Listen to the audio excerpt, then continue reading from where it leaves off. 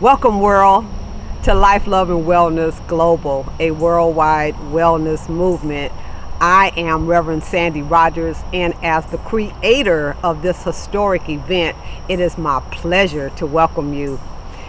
We come together to bring you this historic event. We have practitioners, holistic practitioners. We have medical doctors, we have spiritual individuals.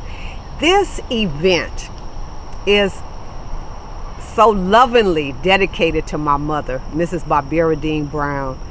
And my mother taught me like 40 plus years ago about the importance and the meaning behind herbs. And she would always say, we don't know what they putting in those pills, so you better not, get hooked on prescription drugs. And so we listened to Mom, but not all of us paid attention.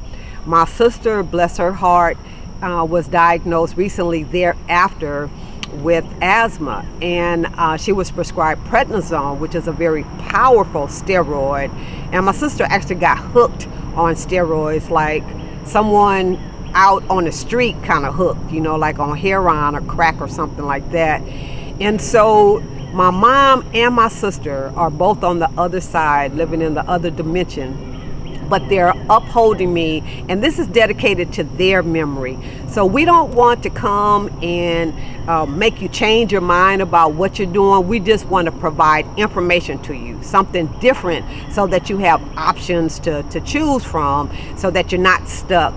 Because the environment that we now live in, the fast foods, the toxins in the air that we breathe and in the water that we drink, and the processed foods, and all of that is causing havoc on this precious body temple.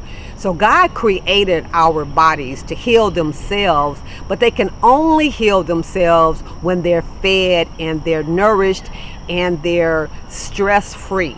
And so the 60 or so or more experts that we have are bringing you this worldwide wellness movement in an attempt to share their testimonies and their information with you. So we have from age 14 on up. I don't even know what the oldest age is. I think 88 or something. So you see, that's a wide range of knowledge that we're bringing you. And so we hope that you come and that you get all the knowledge that you need to affect a positive change on your life, and share this with others.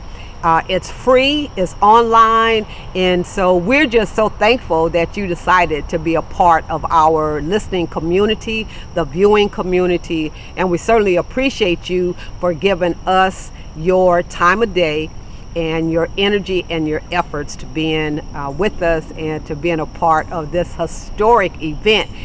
We have pulled together people of color for you, by you, right? So we want to make sure that you understand that we too, melanated people with color, can enjoy, practice, and participate in some of these modalities that others have been doing for centuries, and that is pretty new to our community. So we talk about Qigong, we talk about meditation, yoga, spiritual work from a different perspective than religion. So we talk about the spirituality aspect. We talk about abuse in the families. We talk about all kinds of subjects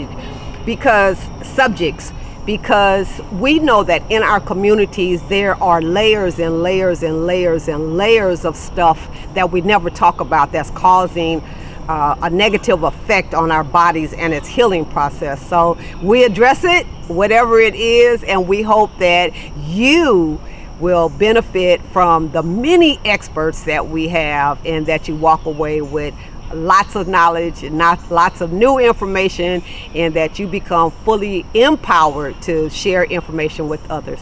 So thank you for being with us. We love you and we bless you, and we look forward to doing this again. But thanks for being here with the first one. We appreciate you.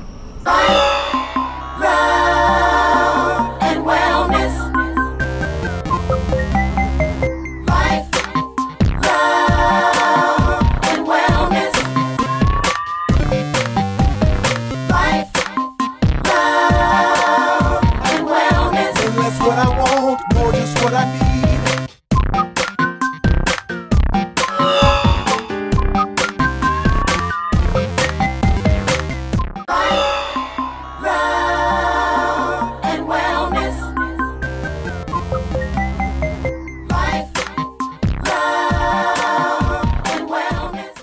Welcome to Life, Love, and Wellness Global, a worldwide wellness movement. Today we're graced with the presence and the energy of Dr. Pamelia Sanders, a dear friend of mine who serves so many people and so many different organizations in this universe. And so, Pam, would you please introduce yourself to our worldwide audience? Thank you, Dr. Sandy. Reverend Sister Sandy, I call you doctor just because of the capacity that I see you in this world. And so I come to you today. I am an educator, a transformative learning educator. But what I have found on this journey is that I walk in a variety of ways. I give to others as I feel like I should give to them from my heart. And so I am currently serving as a caregiver to my mother, using a variety of modalities to help her on her journey as she is nearing her 89th birthday. I just walk in the world with my heart, I think, opening it to others and giving as I feel like I need to, Miss Sandy. Yes. And you've done that so well. Yes. We met in Atlanta. You went and obtained your PhD in California. Yes. You've lived in Arizona, and now you're in the South. Yes, I am. Where you're in your birthplace with your mom. And so you've also done some Peace Corps work over in Africa. Yes, I did. So you have a worldwide view of life and living, right? I want to think that I do. I served in the Peace Corps back in the 90s. I was a business consultant, but in that capacity, I was doing a variety of things, working with small businesses, doing a lot of health and nutrition with people there, doing a lot of AIDS work back there in Africa. And so I've worked everything from the business arena to the educational, working at some major universities on the West Coast and educating our kids in elementary school. And so I've done a variety of things in my lifetime, and they all contribute to what I feel like I do now as a transformative giver of life, should I say. And so I bring all of that, as I like to say, in my medicine bag to give to humanity as I see fit to give. And as well, my spirituality plays a major part in who I am and how I walk in the world, Miss Sandy. It's important. And I think because of my 50 some odd years of living on the face of this earth, I've come to realize that we can't just compartmentalize parts of who we are. It's not just the mind, the intellectual. It's not just the way we're looking at physical, but it's the spirit, the heart, the soul, and the body that we must take into consideration as we sojourn on this path of life. And so because I've worked in so many different capacities, I believe at this age in life, I come with my medicine bag even fuller than it was 20 or 30 or 40 years ago. Excellent, excellent. And you offer so much because you give from the depth of who you are, and you make sure that you learn all that you can in order to present the best information to people. I try. I realize that, I think because we hit certain landmarks in our lives, in our 40s and our 50s, and I'm in my 50s, as I said earlier, and I realize that it's not just about the getting the information, but it's also dispersing that information, sharing it with people. I've been very blessed, very fortunate to travel as extensively as I have, to go back to school to get my master's and my doctorate, and to do a lot of work to get certifications in different things. And I realize that a people perish for a lack of knowledge. So oftentimes people don't do X, Y, and Z because they don't have the information, which they should have gotten A, B, and C to be able to do those things. And so at this point in my life, Miss Sandy, what my intentions are to help people to get that information, to disseminate the information in such a way, and to help people. And sometimes it's just basically breaking off a piece of this big piece of pie and saying, taste and eat and try and understand what's going on. And in that process, people begin to walk differently and to move differently. I take for an example with my mother. Over a year ago, matter of fact, it's a year ago this month that we brought her home. She had been very sick. The doctors had said what they had said, but I believed a different report, the report of the Lord. And Mama wasn't walking when she came home. She was in a wheelchair. She was bedridden. And I took a piece of information because I believe in the herbs and the wellness of the body. I believe in essential oils. And I mixed together what I believed intuitively I knew would work well for my mother to massage her legs, her back, her arms. I used those things on my mom. as well, I listened to my naturopathic doctor and what I needed to do for her, because at her age of 87 back then, she wasn't able to undergo a surgery to have repair on her heart. And so I took the information that I had obtained and my own training, my own working with herbs and essential oils. I used that information. And today my mother is alive, she's well, she's walking, she's taking care of her business. She's doing phenomenally well. Doctors are looking at her and saying, what did she do? What's going on? And when we were at the doctor's last month, they said to her, whatever you're doing, Miss Sanders, continue doing those things. And so it's sometimes not having a whole bunch of information, but just a small part of information to say, okay, this will work for me. And so even changing my mother's diet, helping her to eat differently, eating a heart-healthy diet has helped her. And so because of those small changes she made in her intake and what she was putting in her system, has given her extra life, extra years, extra months, should I say. And she's moving around, she's able to walk, she's able to go out to the not to the grocery store, but to places. She gets to go to church now, she gets to go out to the restaurants to eat and do those things. And that's added to the quality of her life. And I believe that's important for all of us to have that kind of information. So that's wonderful. Yes. And her mom is feisty too. Yes, mommy is feisty. I thank God for that, because I can say she was determined. She set goals for herself. Through the process of her healing, she set numerous goals. We're looking forward to a road trip coming up real soon, and because she needs to be able to walk and do some things, guess what? She set the goal to say, I need to walk through the house a number of times a day, and she does that. She set the goal in her heart. She needed to do those things, and she's done that. So it's important. So she's doing well. So thank you. Awesome. You're welcome. In that same spirit of honoring the people that you serve, I understand that you've had 4 individuals, close friends of yours, to transition or to leave this earth within the last month. And so as we were talking, we discovered that that is a subject that is not normally talked about, and that's the death and how that impacts the individual and the family and the community. So would you like to continue that discussion? I would. I thank you for that. We were initially to talk about emotional wellness, emotional healing, and that branched off from my dissertation, what is the experience of healing soul and rest in the African American community. And so Miss Sandy, 4 of my very close friends transitioned in the past 4 weeks. And that was a lot. And in my being able to talk to you and tell you this is what's going on, because I haven't been able to express that. But I want to share this one particular relationship. I've often heard, when people are coming into the world, we do the preparation. The baby is coming into the world, so we go out and we do a lot of different things. We prepare the room, the space for this baby to move into. And what I'm learning from this whole experience is that if we can begin to prepare for the death, for the transitioning, for the going to the other side, I think we will be healthier, better people.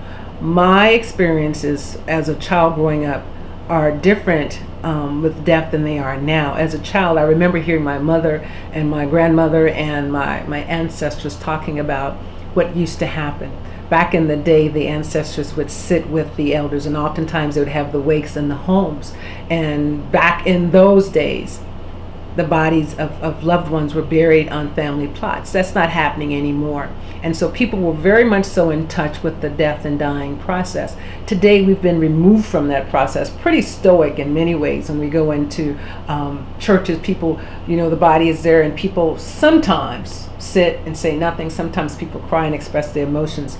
But I am living through this process of losing 4 very close friends in a way that was different than, say, maybe 20 some odd years ago when I lost my brother, Norman. I lost his sister 6 months ago. And what happened soon after I lost my sister, Faye, which her death came to us, and it bombarded us. I shared with a very dear friend of mine, Adrian. We've known each other for 15 years. And in that process, walk with me through this journey, if you will, if I can share this with you. someone that I've known for a long time. He would check in on me periodically to know how I'm doing, see how I'm doing, just to say I'm thinking of you. And we had our differences and bouts or whatever. And little did I know what he was going through. He had been dealing with cancer, had been going through chemotherapy and radiation. Long story short, I felt the need, because we were talking to one another more often, the need to ask him for forgiveness. Because in our 15 years of friendship, we had our differences. We had butted heads and said some cruel things to one another. And I felt that he needed to ask or to do some things, but I realized it was Pamelia who needed to say, please forgive me for what I may have said or done to you, Adrienne, that offended you, that hurt you, that cut you to the core. And that little process, those few words of asking him to forgive me for what I had said or done to him, began as a healing process for both of us. Because our conversations through the past few years have been just like 5 minutes here, 5 minutes there. But in that process, little did I know that I was walking with him through the last months of his life. And as we both sat on the phone and talked and opened up and shared where we had been, those few words began to bring us closer together. And both of us are Christians, both of us believe in God. And we were able to spend the last 6 months of his life in a different place.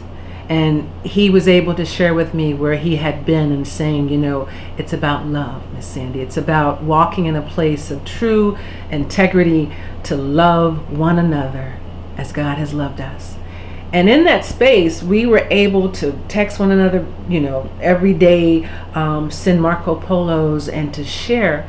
And I'm so grateful for that, because little did I know that I was losing a friend, someone who I had come to know for over 15 years and then would be coming closer to the end of his life and coming closer to him, drawing closer to him in friendship. And in his passing and his getting ready to transition, he picked up his phone and he sent me a Marco Polo. And he made certain to tell me, I love you. And I'm very grateful for us having spent these last few months coming closer together. And I'm grateful for this because when he had passed, when he had transitioned, his oldest daughter sent me a text, and she said, I want you to know that my daddy said for me to make certain that I sent you a text and tell you he loves you. Very grateful for every moment that you all have spent together in the past several months.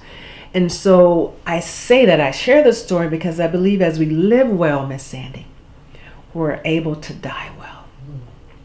And I'm grateful because he has given me a gift that, yes, he is gone and I miss him greatly, but at the same time, it's so beautiful to say, I hold no ill will against him. He got it right in the sense that he had walked around, and God knows I love him, he'd walked around pretty full of himself for many years, you know, pretty arrogant and pompous, but he began to realize in these last few years the importance of living well and loving well. And so though he has gone from this earth plane, I miss him greatly, but I feel like I'm at a great peace because there's a love in my heart that was able to be reignited in these last few months of his life. And so I say this because I miss each one of my loved ones, my friends that have passed in the past few years, and I'm able to talk about their dying. Whereas 27 years ago when I lost my brother Norman, I went into a deep space of darkness, of depression. There was a lot of shame. There was a lot of hurt because of the conditions in which he passed under. I didn't talk about losing my brother because it was so hard. But as I've lost my loved ones and my friends over the past 6 months, over the past 4 weeks, I'm able to talk about them and I remember them. I celebrate their lives. I talk and say, oh, this about my sister Faye. I talk about each one of my friends that I've lost. And I think because of my being in a different place in my own way, I have said I will not go back into that dark space. I want to not grieve them, but I want to celebrate their lives. I want to celebrate the memory. I want to celebrate the love of who they are.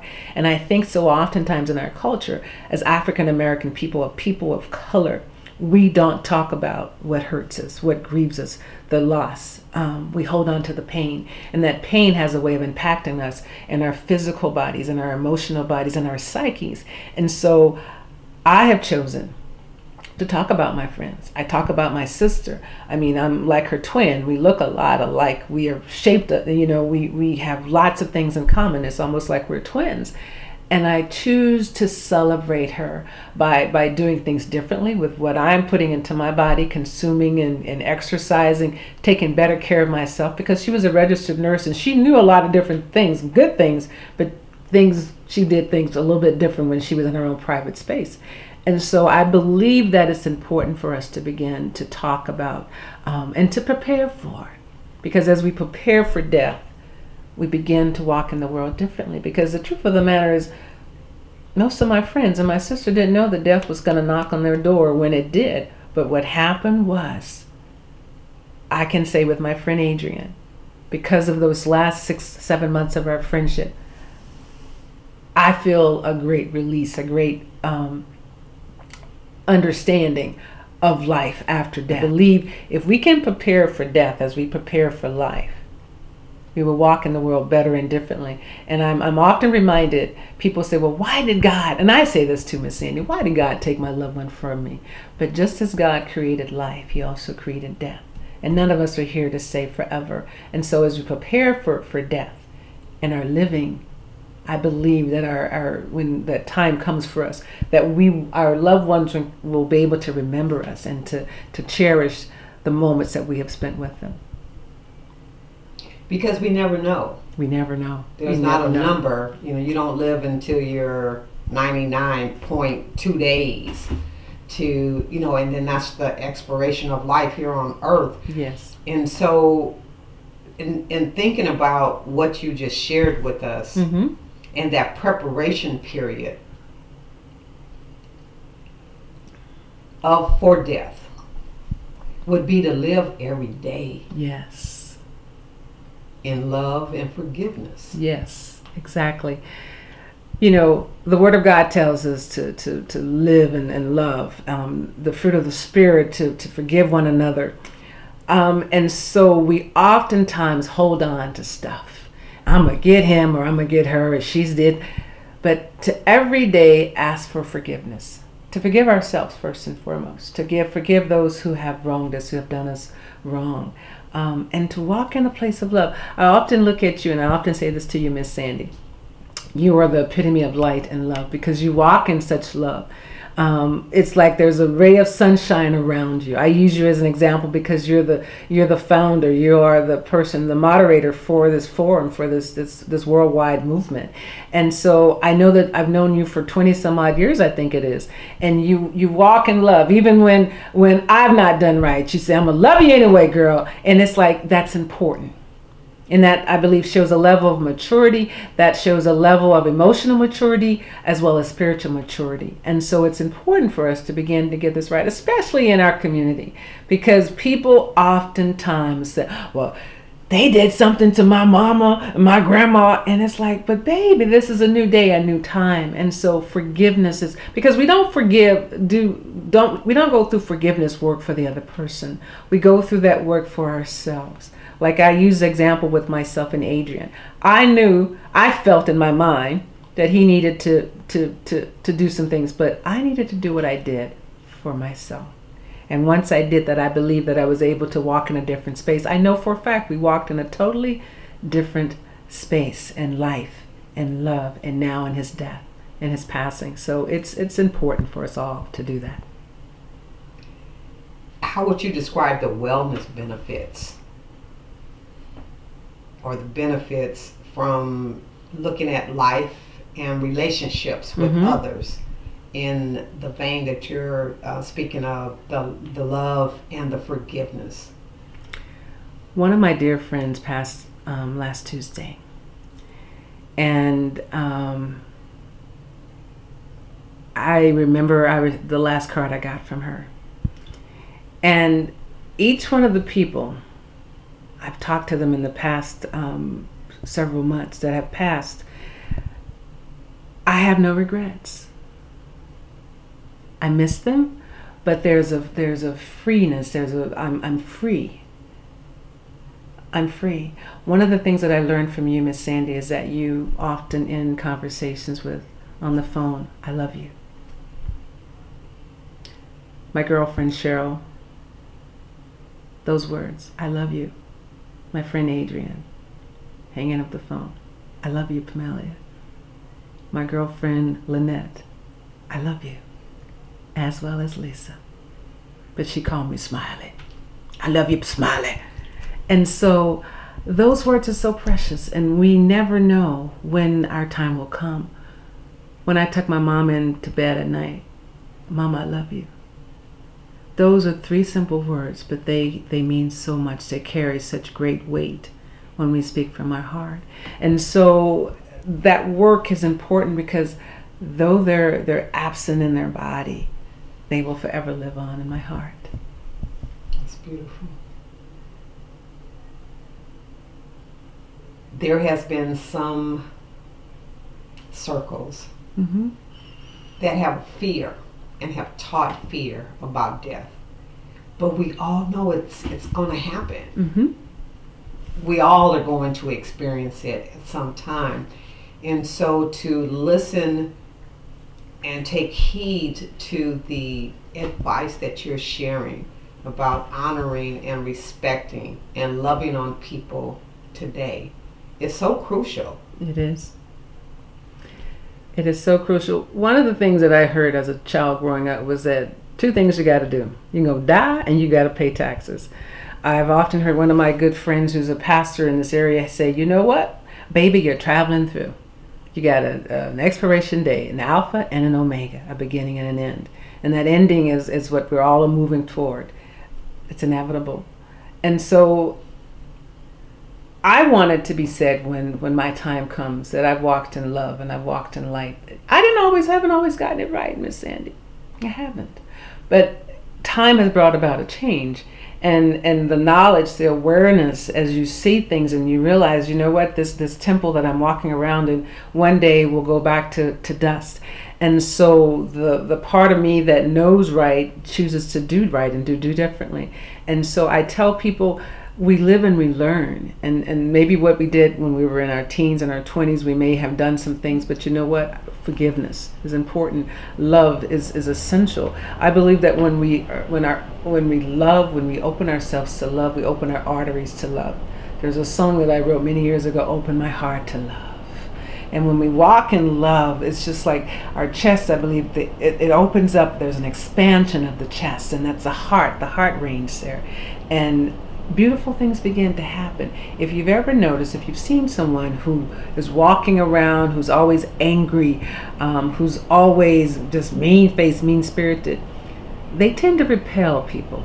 But when we walk in love, it's like the vibration is so high, people begin to just come, and they want to be a part of whatever it is that whatever you have, I want some of it. And this, what it is just love, because you've done your work, your inner work, and you have begun the process of allowing the light into your heart. And so when you do that, people will be able to say, oh, she's so loving, she's so kind, she's so giving.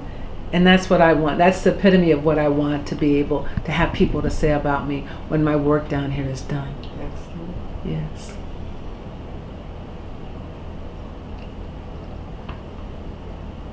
In closing, what words of wisdom would you like to share, pulling from any of the many areas of expertise that you have? It doesn't have to be singular, but what advice would you leave with our audience, knowing that we're touching people to be able to increase their quality of living? Miss Sandy, profound question. In order to live well, one must take care of this temple: spirit, soul, and physical body. Eat healthy, nutritious foods. Take care of this. exercise, drink your water, be out in the sunshine. Because when you eat live, healthy, plant-based things, this temple tends to appreciate it more. Love and forgive. And so that you may live well all of the days of your life. So that when that time comes when you say, goodbye, I'll see you on the other side, they will say, that was a loving, kind, and good person. Well done, well done, well done. Thank you, Dr. Amelia Sanders. Thank you, Miss Sandy. I love you and I appreciate you. And may the goodness of God always shine upon you. Bless you, young lady. Thank you, I accept.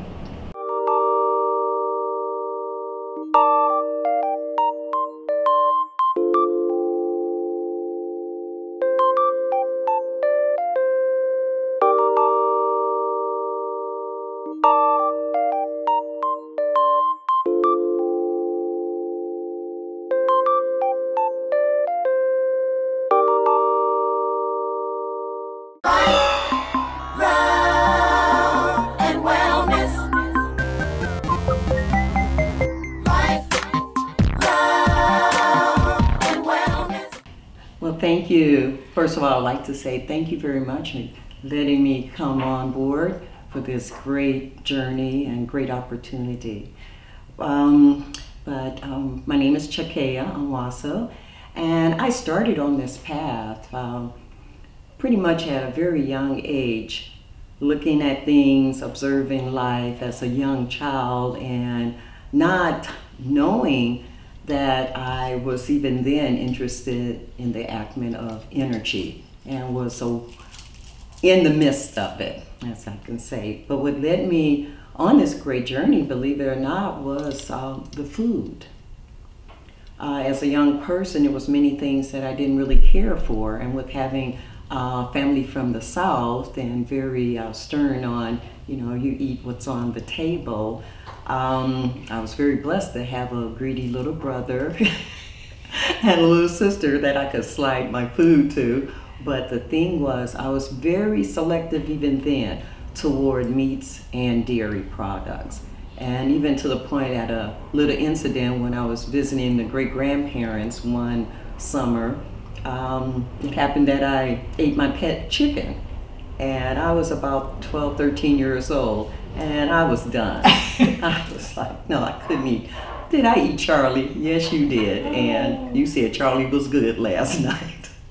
So that led me even thinking, oh my God, how can I take in something like that? But thinking at that age, I was fully aware on how life was more so really to be honored in every way. And I understand for those, eat meat and everything, you do your prayers or whatever, or take it in with love by saying, this is good, and that's wonderful and all. But this is what led me on the journey where I was introduced to many forms of modalities, but the main course was, like I stated, was the food. And then learning the various vibrations of the food as well, because of the importance of us making sure that we have it seasonally, and also even through the age process, things you can eat as a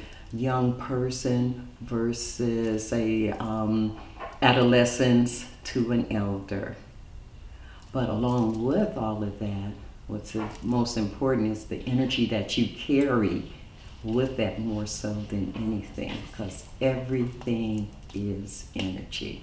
Yes, yes. Yeah, so whatever you put out is what many times you do receive. And it may not come like that quickly, but within the cycle, it does return to you. So I was very blessed with being introduced to modalities like Reiki, access consciousness, along with body code. And with those, they're working with the mental aspect, because many of us were led into various forms of mental state and really don't know why. And what, just going through life, many things can trigger it. But the key is how to handle it, or if there's any way of handling it. And yes, we have many. With just the energy work alone, the best thing for you to do is breathe. Just take that moment and just take in breath. And what I can say is, with taking that breath, it's going to help to start bringing you to balance. And that's what you need. And with that balance, that can lead you into being clear to going into other modalities to assist yourself. Because we all have the gift of healing. And that's one of my main reasons I think I'm on this journey, to just be that example of being just that. Because I'll go through and I'll do my studies, do the work, and I'll share it. So with that, I hope that gives, the person a chance to have that experience, but to get the full benefit of the healing and knowing that they also have the power of doing that for themselves. Excellent. Most of us think of energy as like, putting a battery into an outlet or whatever, and that's how it happens. But it's more to that, It is, you have to look at yourself as being that component. And we've all have had the experience of various energies, as in love, as in hate. Those are just, some of the subtle ways, but the thing is that flow, you feel it. It's something that you truly do feel, through sadness or joy. But the thing is, with having the flow, as I'm stating, having that flow of energy and having that good feeling, or even having that bad feeling, when you extend that out to someone verbally or touching them, believe me, they feel what you feel. And that's energy. Having a good massage or a nap, you feel very settled, you feel comfort, you feel at peace. It is not a big woohoo, Star Spangled Banner type thing going on and sparkles and all that. It's a very, very, very settledness, because your body needs that in order to do the proper healing. You need to be at peace, you need to be settled, quiet. And that's how healing energy is. Many people feel sleepy and tired afterwards, meaning their body just needs to heal more. And it's taking that time to heal. So what's the intersection of what you do in the various energy modalities? Yes. And I believe you said that you bring nutrition knowledge and education into that as well. So how does applying those affect, or what effect does it have on a person's wellness? Well, it can have quite a bit, especially with applying Qigong to the technique or your repertoire of healing. That using that, you're doing a lot of breath work, a lot of body movement too, but with the nutrition aspect of it, you have to apply enough nourishment to your body. And it may not be the same for everybody, because some people say, well, I don't eat that much. Well, it may not be all that in foods. Many of us are dehydrated. We need more fluids, and you can apply your minerals in with your fluids as well through juicing, through smoothies, and that can assist and get your body up and running, because many times the masses do overeat, and you need that break so your body can take a rest and take a moment to doing healing the proper way. So with that, it's very important. The food applied with Qigong, even applied with any kind of energy work, because many of the foods can cause forms of blockage, stagnation, especially with the circulation of the blood. So, you know, if you are in with working with yourself in the sense where you want every angle possible, because many times you can't get everything in, but you can get such a nice portion in and then go on to the next segment. You know, because it takes time. You know, we've seen it through many literatures through history and time, and they use it in a form of fasting. We just saw, what is it, Lent. We have one right there. Many things that we need to apply, giving our body a break, yes. Because fasting is a form of healing in itself. So it is a good thing. But if you have any kind of challenges where you're taking any type of meds or such, then you need a physician to be supervised, have them to have you under supervision. So how would you answer, what is the purpose of your work? The purpose of my work, I feel like more so than anything, is to show and be the example of it. And along with that, be just open to teaching and whatever information that I have to pass that information on. But I feel as though, to really showing, okay, this is the way. If you choose this way, then good. But if you choose another, that's fine too, because that is to your preference. Because everybody can tweak and put a little bit of this and that. And I appreciate a little bit versus none at all. And I've seen you, I've seen your energy, and it's just like off the charts, and Probably you love to dance, and all of that. And a lot of times, perhaps it's the food that slows us down, where we can't move as fluidly as you do. So, well, perfect example, every Thanksgiving. You would think with all the family coming together and the joy and people eating, they'll get out and have fun. But what do? Sit around and watch TV and, blah, blah, blah. It just gets slow, sluggish, And we need to change that. We really do. We need to change actually the whole attitude toward food in itself. Because even this year I started something that the day of birth for myself, I do not eat on that day. So I'm a Wednesday child, so today is that day of just the fluids. And so, incorporating that.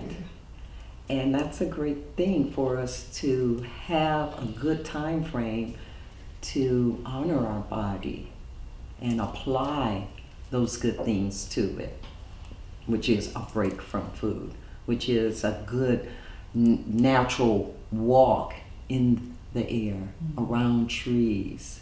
And if you can, walk with the giant steps and move your arms, because that is a form of a Qigong walk. And if you can, spread your fingers and feel the wind up against you, and take a real strong walk doing that. And you'll see the benefit. And if not, take a moment, sit down, converse with nature, hug a tree, smell the flowers, but feel the energy around you. Because those are really, really important things for us to do. Our ancestors spent many, many days, weeks, maybe months in mountains to just find out one or two little answers to a question that they had. Or maybe to see that Sirius B star that comes every 60 years. So it's important for us to slow down a little bit, especially with this fast pace that we have going right now.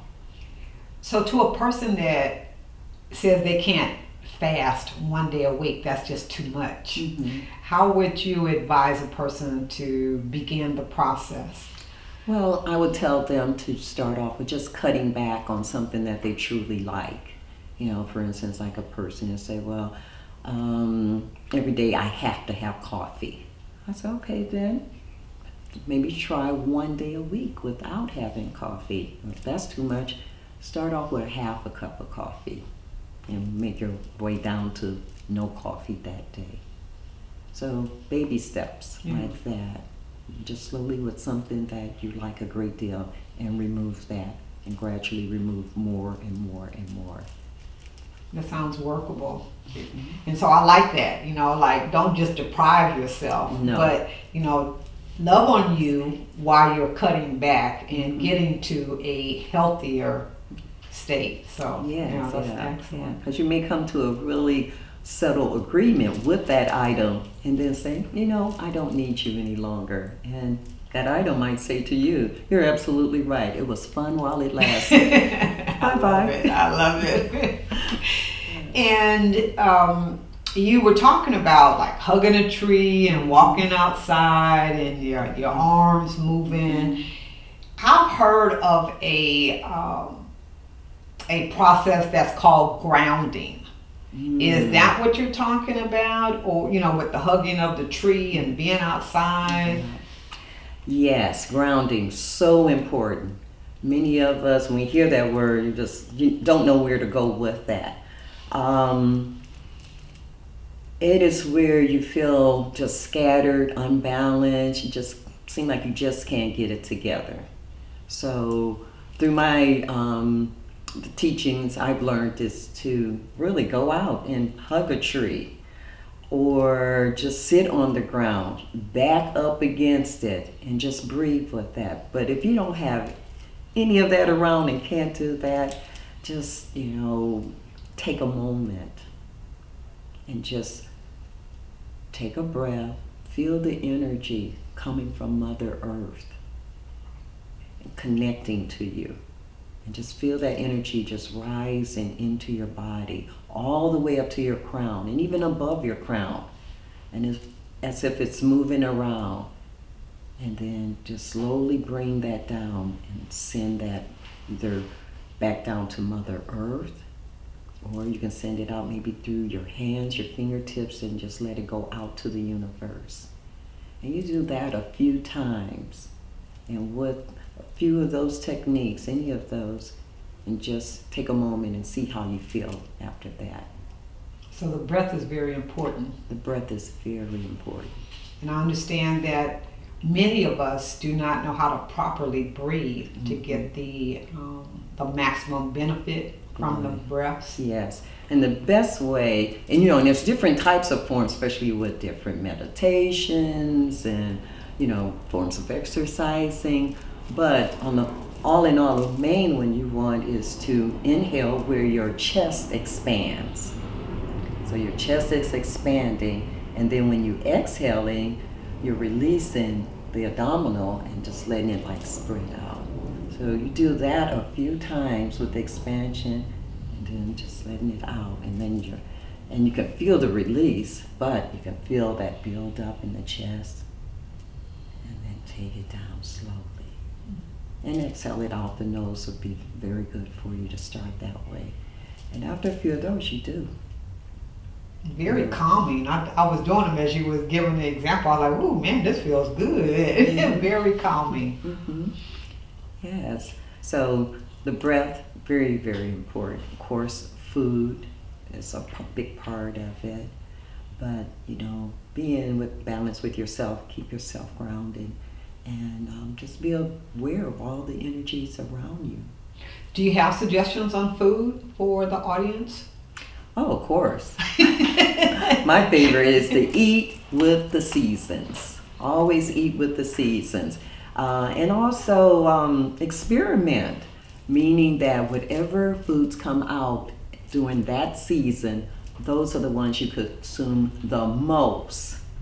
You know, you of course can put in all your other, but consume those the most, and you may end up making a meal out of most of those foods. So you do that along with consuming your fluids. And if you eat enough fresh fruit and vegetables, it balanced the fluids out where you won't need as much water as most people would think. Oh, I gotta drink a gallon or two. Well, if you eat enough fruit, you will, and also vegetables, that fluid from those foods is really what you need, and it'll balance that out. Well, how do I find out what foods are in season? I mean, I can buy watermelon all year long That's and so strawberries all year long. So where can I find information on what's in season, or is there an easy way to remember how to know? Well, many people do have their little charts for it. I guess I'm just so old school. I just kind of know what comes out around this. But there are different books, forms of I think like an almanacs, but there's booklets. But even just check with your local grocery stores and say, if you really don't know, what's in season this time of year. And one thing I also like to point out is to be mindful of foods with no seeds in them, especially the new thing with watermelon, oranges besides grapes, no seeds. Be mindful, yeah. Not natural, right? Not natural. Like the ancient ones, know thyself. If you know thyself, that is the best lead. And we've had so many great ones before us and have left that message for us. But to know thyself, and of course to love thyself, but to cherish thyself as well, because you have to take care of this beautiful body temple. And if you do that, you're doing the right thing. Thank you, Sister Chikaya. Thank you.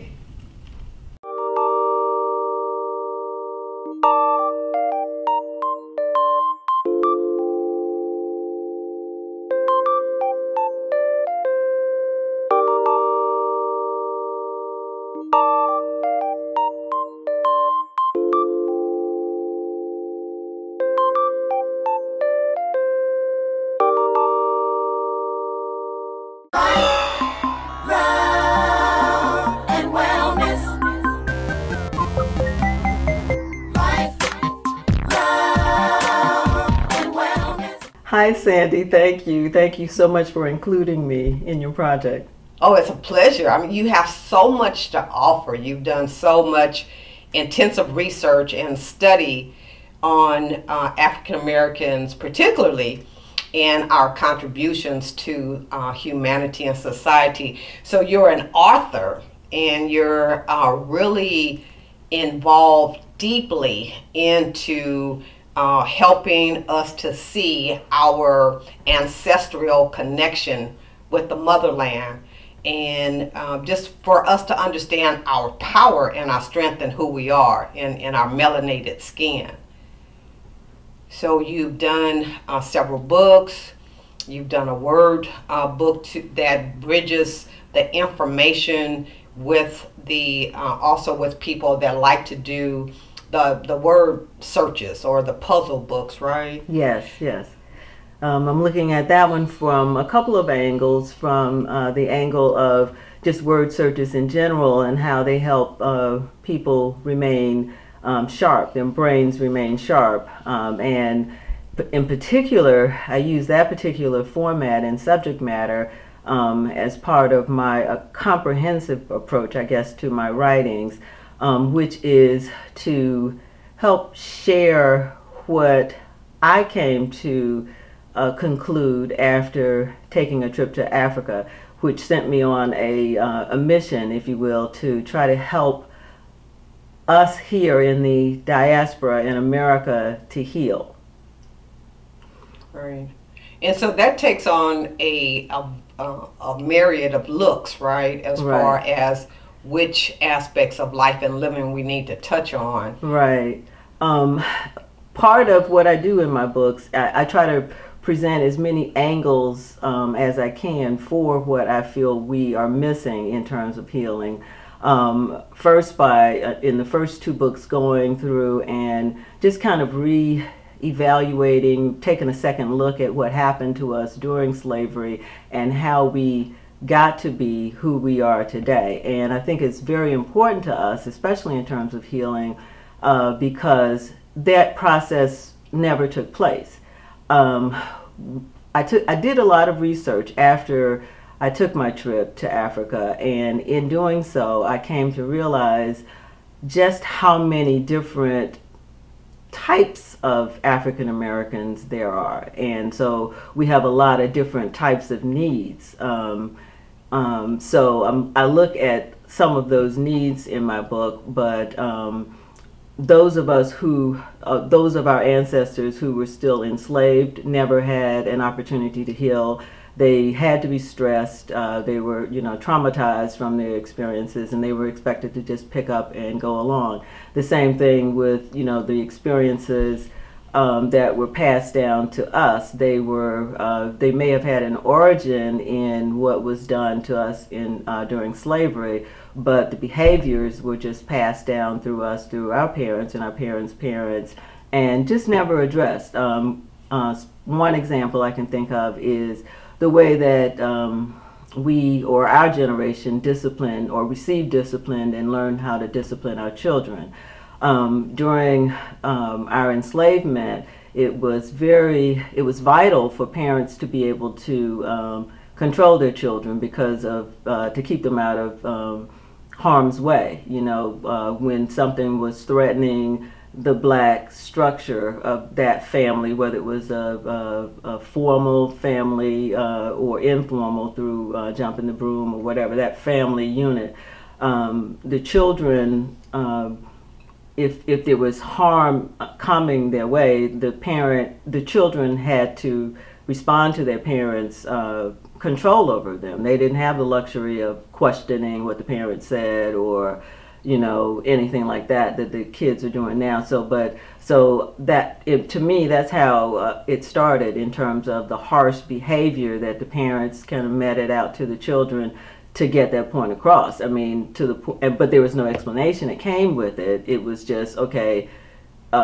you felt threatened by your parent in some cases, but that person is really trying to impress upon you the need for you not to go and try to drink water out of that fountain, or go and play with the white child over here, or even look in somebody's face. So that kind of thing. But it just kind of passed down from each generation, and so but the meaning for it kind of lost its way as we went along. So those are the kind of things that I think that it would benefit all of us to just kind of put on the table and discuss, so that we can see what it was, so we can become conscious of it, or woke, as the young kids are saying now. For the children, they had no idea why the parents are treating them so harshly, and from the parents' standpoint, it may be because of issues of shame, or especially for the adult male, the father to have to admit to his family,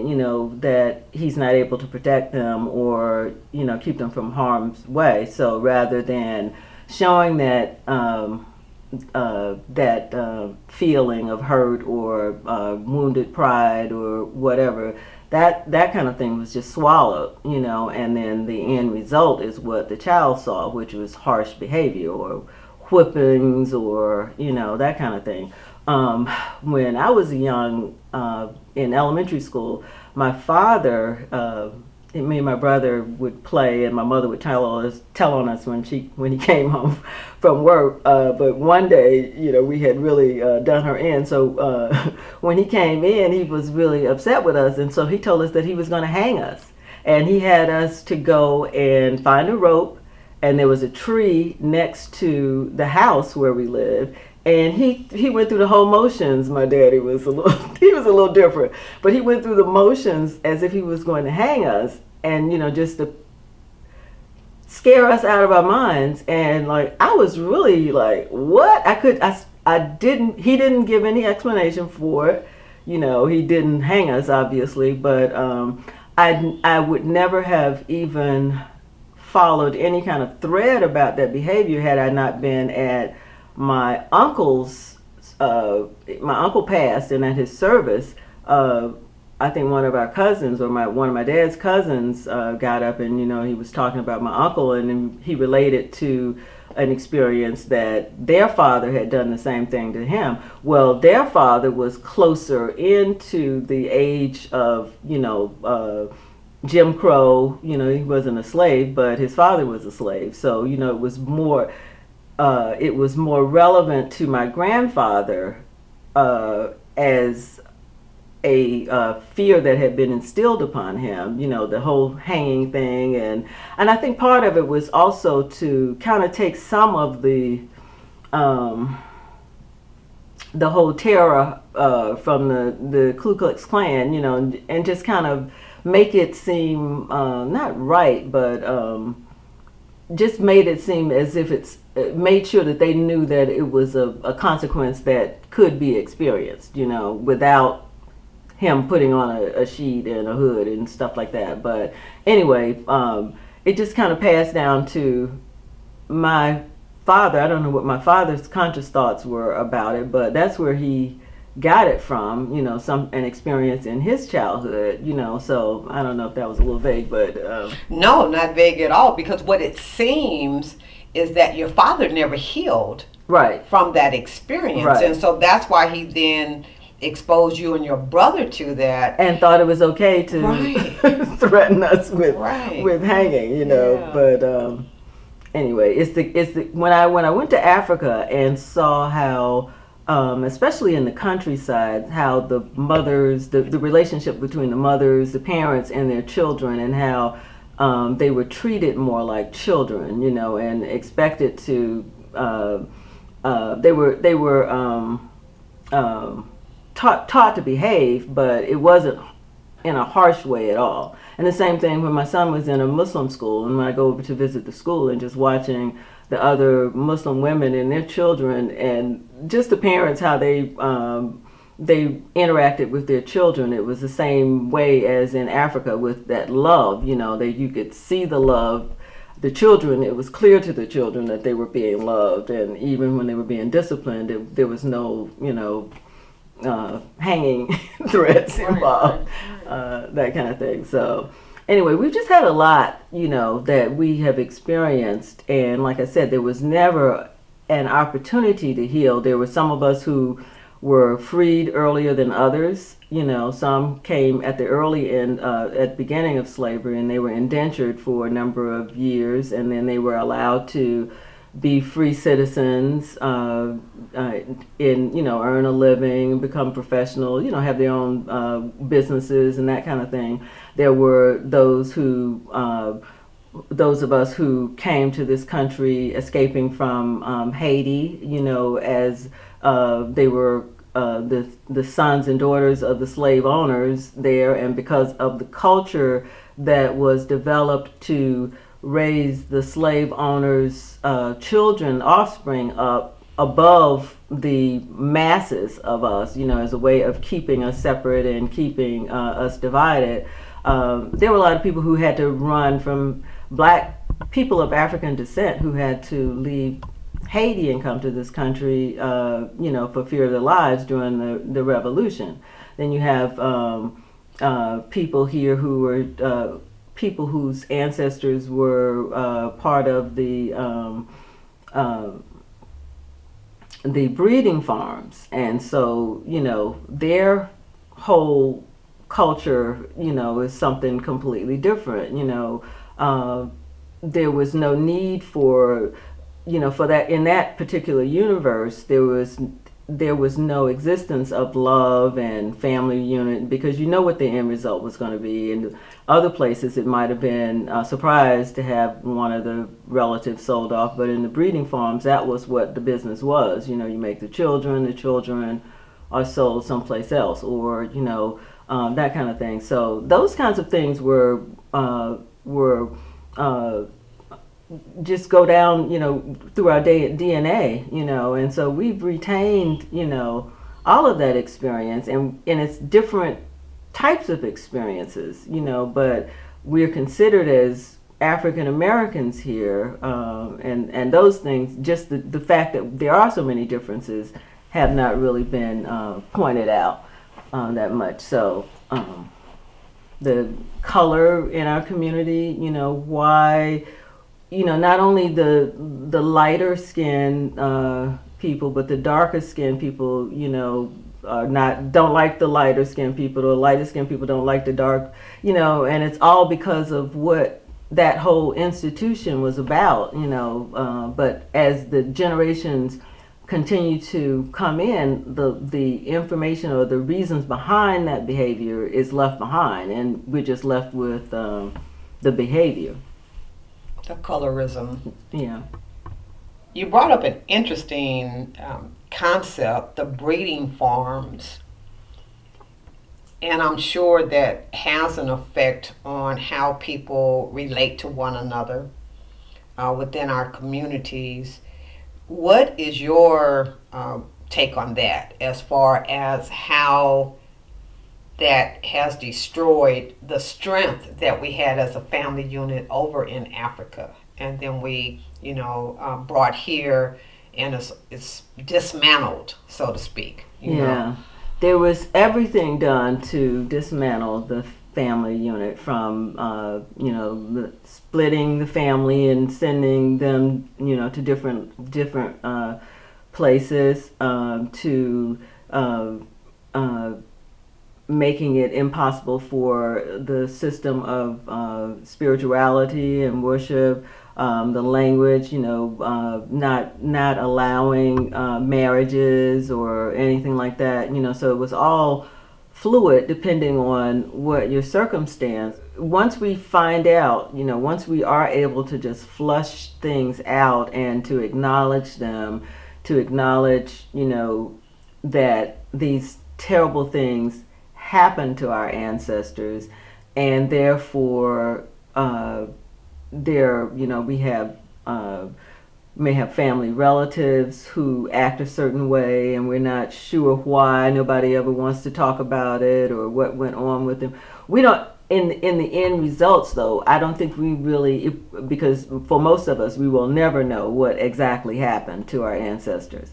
And so, but I think the main thing is to understand that there were a lot of things that did happen to our ancestors, and the main purpose that I'm trying to bring about is for us to give ourselves a break, and to give each other a break, and to just start, as a way of getting beyond that, just loving each other, just loving each other and learning how to do that, and what that entails, and learning that it's okay to do that. It's okay for us to love each other and to accept each other for who we are and where we may have come from.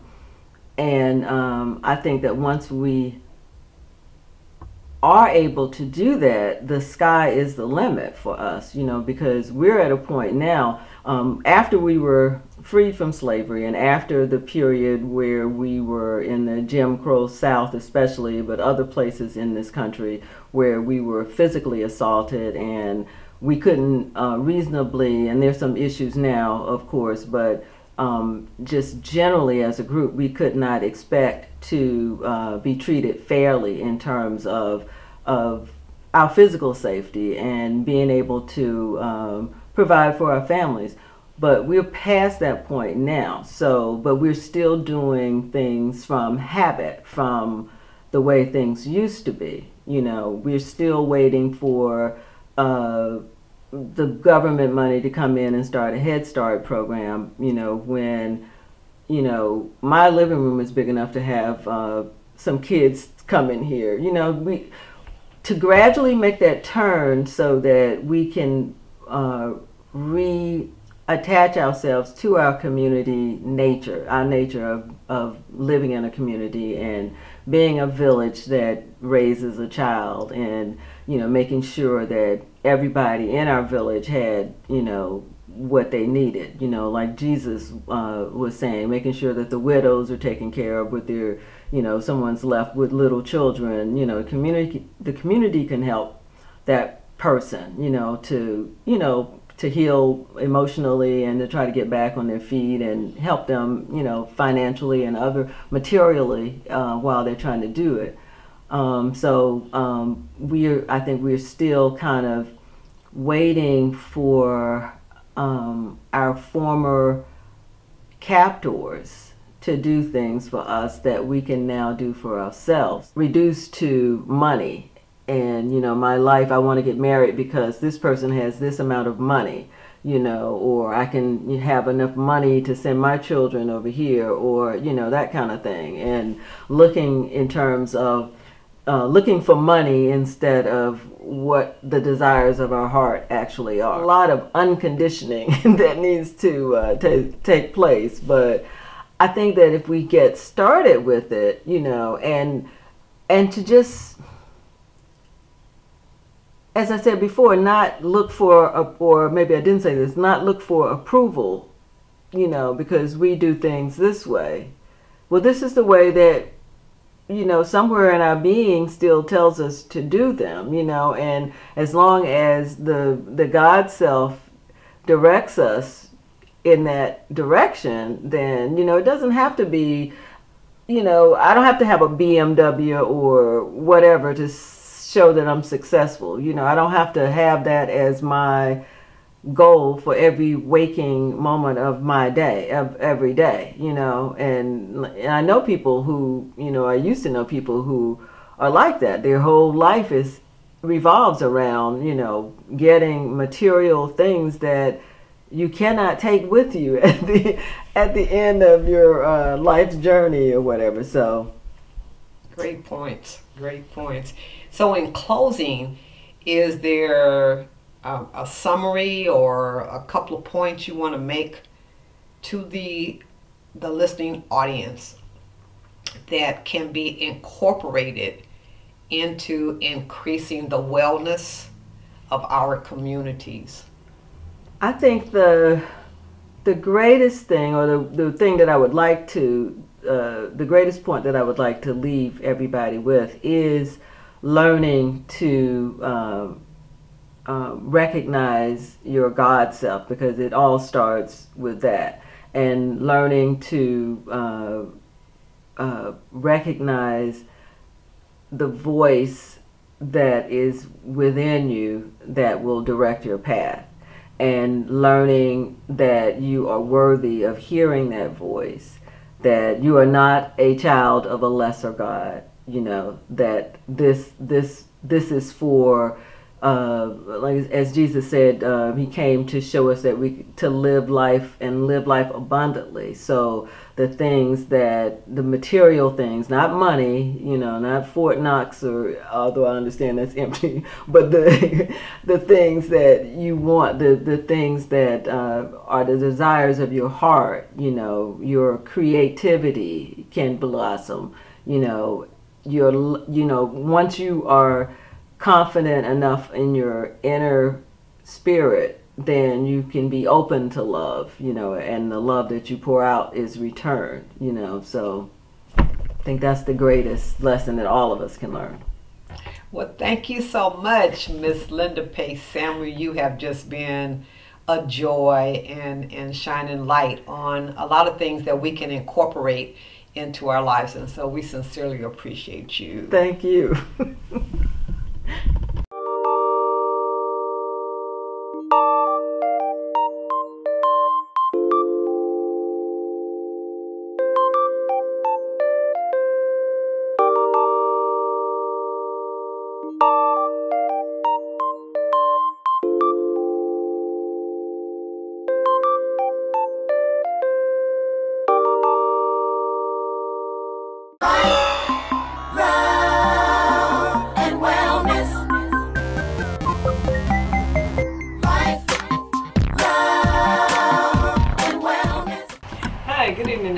My name is Karen Kimbrough, and I am just a wonderful spirit who loves life and lives it to the fullest.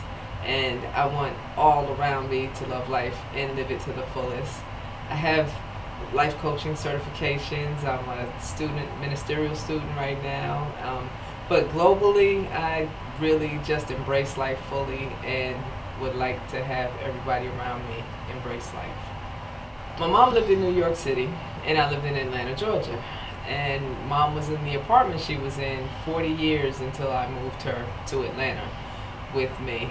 And it was really interesting moving her from her apartment in New York to my home in Atlanta. And I was kind of trying to make a decision whether I should move her to my home or should I go to New York to be with her in her familiar surroundings. But when I thought about the community support that I had been gone from New York for many years at that time. So I really didn't have a good support community for myself. And where I was in Atlanta, I had a ton of support with my church, with my community affiliations. So it was a wiser decision for me to bring her to Atlanta for care. I also have an older brother, and both of us had made the decision because he lived in Florida at the time. And we decided to bring her here so she would be with me and close to him. In doing this, at first I saw that there were some kind of changes in her behavior, and we had some really close family friends kind of looking in on her in New York. But the first time that I really considered it, she really wasn't ready, and I really wasn't ready. It's like, for me, honestly, I'm not sure if you're ever really ready for this kind of an assignment, as some people like to call it. But the second time, it's like I had to be ready, and I knew that I was going to have to do something. So what I did was I started asking for help. And one of the first things I did was I kind of looked around for facilities and places that I might need to help support me in the community for senior care, for elder care, for senior services. And I live in Cobb County, Georgia, and in that county there were quite a bit of senior services available. There were daycare. I did not know that they had adult daycare until I ventured into this. And there's also different levels of living life for people who just need to have some community around them. They may not cook or clean for themselves as much, but they just wanted to have some community. And then there's going even further into like memory care, and then they have the rehabilitation centers along the way. So there's several levels of care that are available for people on our life journey in aging. Mm-hmm. And so you said in the beginning you needed to make an adjustment. Yes. You couldn't commit. And so I'm sure that's quite normal for people, Mm-hmm. because it's a major step. Mm-hmm. And would in your 2020 vision now, Mm-hmm. was that not the best thing that you could have done? I'm not sure, because I in hindsight, in 2020, working on myself and some of the things that happened to me along the way, during the journey and after the journey, I didn't take care of myself as well as I took care of my mom. Okay. So, yeah, there were some decisions to be made. I mean, financial decisions. There were career decisions to be made, because I lived on my own and in my own home, and I worked a job to maintain my bills and everything, and to take on an elder or anybody with a full-time job, knowing that the elder's memory was declining, I wasn't sure how to handle it. Let me just put it that way for a moment. So I did not know everything that I was about to embark on, but one thing I knew, that it was mom. Mom took care of me all my life, and I made a promise to her when I was about 11 that if and when you need me, I would be there.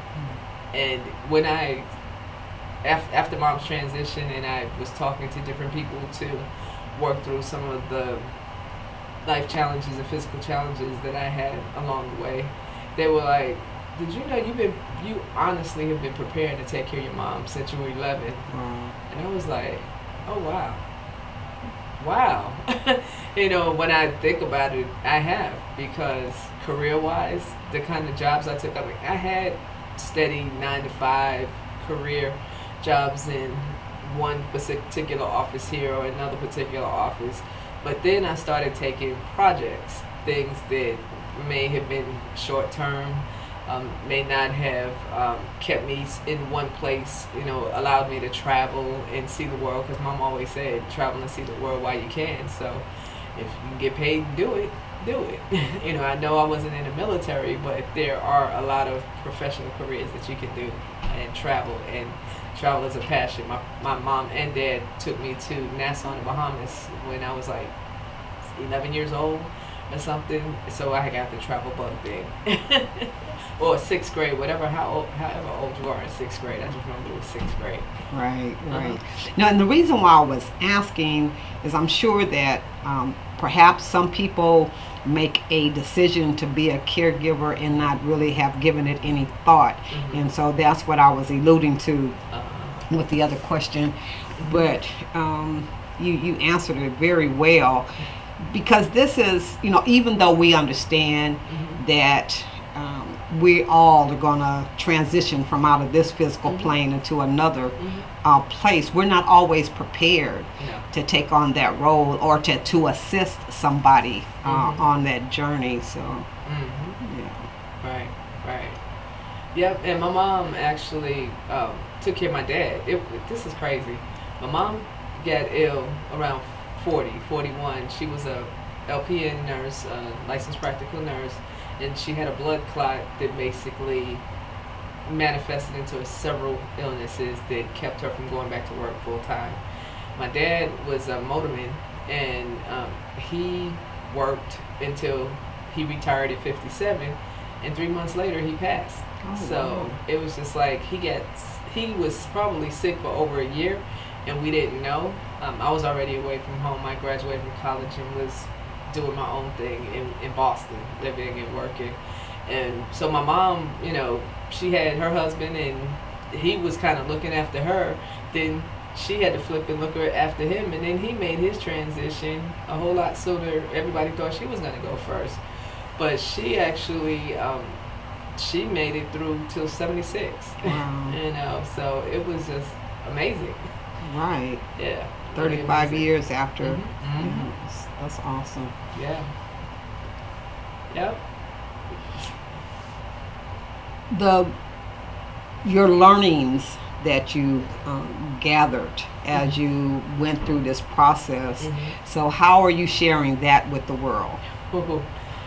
It's funny that you asked that, because I am one of these people who, when I go through the situations, I ask, okay, God, is this lesson for me, or is this lesson for me to share with some other folks, or is it for both of us? You know, so having a education nature, teaching nature, a teaching spirit, I started sharing in a blog.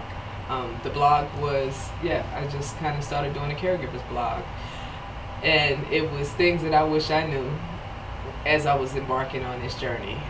If I had a few different situations, I would share them, because a project kind of came to me called the Caregiver Survival Guide, because I ended up in ER 2 times while I was working with taking care of my mom. And one of those times in particular, I had a really good friend who traveled on business a lot, and she would call and check in and say, how's Mom doing? Is Mom okay? Everything all right with y'all? And one of those phone calls, I had to say, well, we're at the hospital. She said, what's wrong with Mom?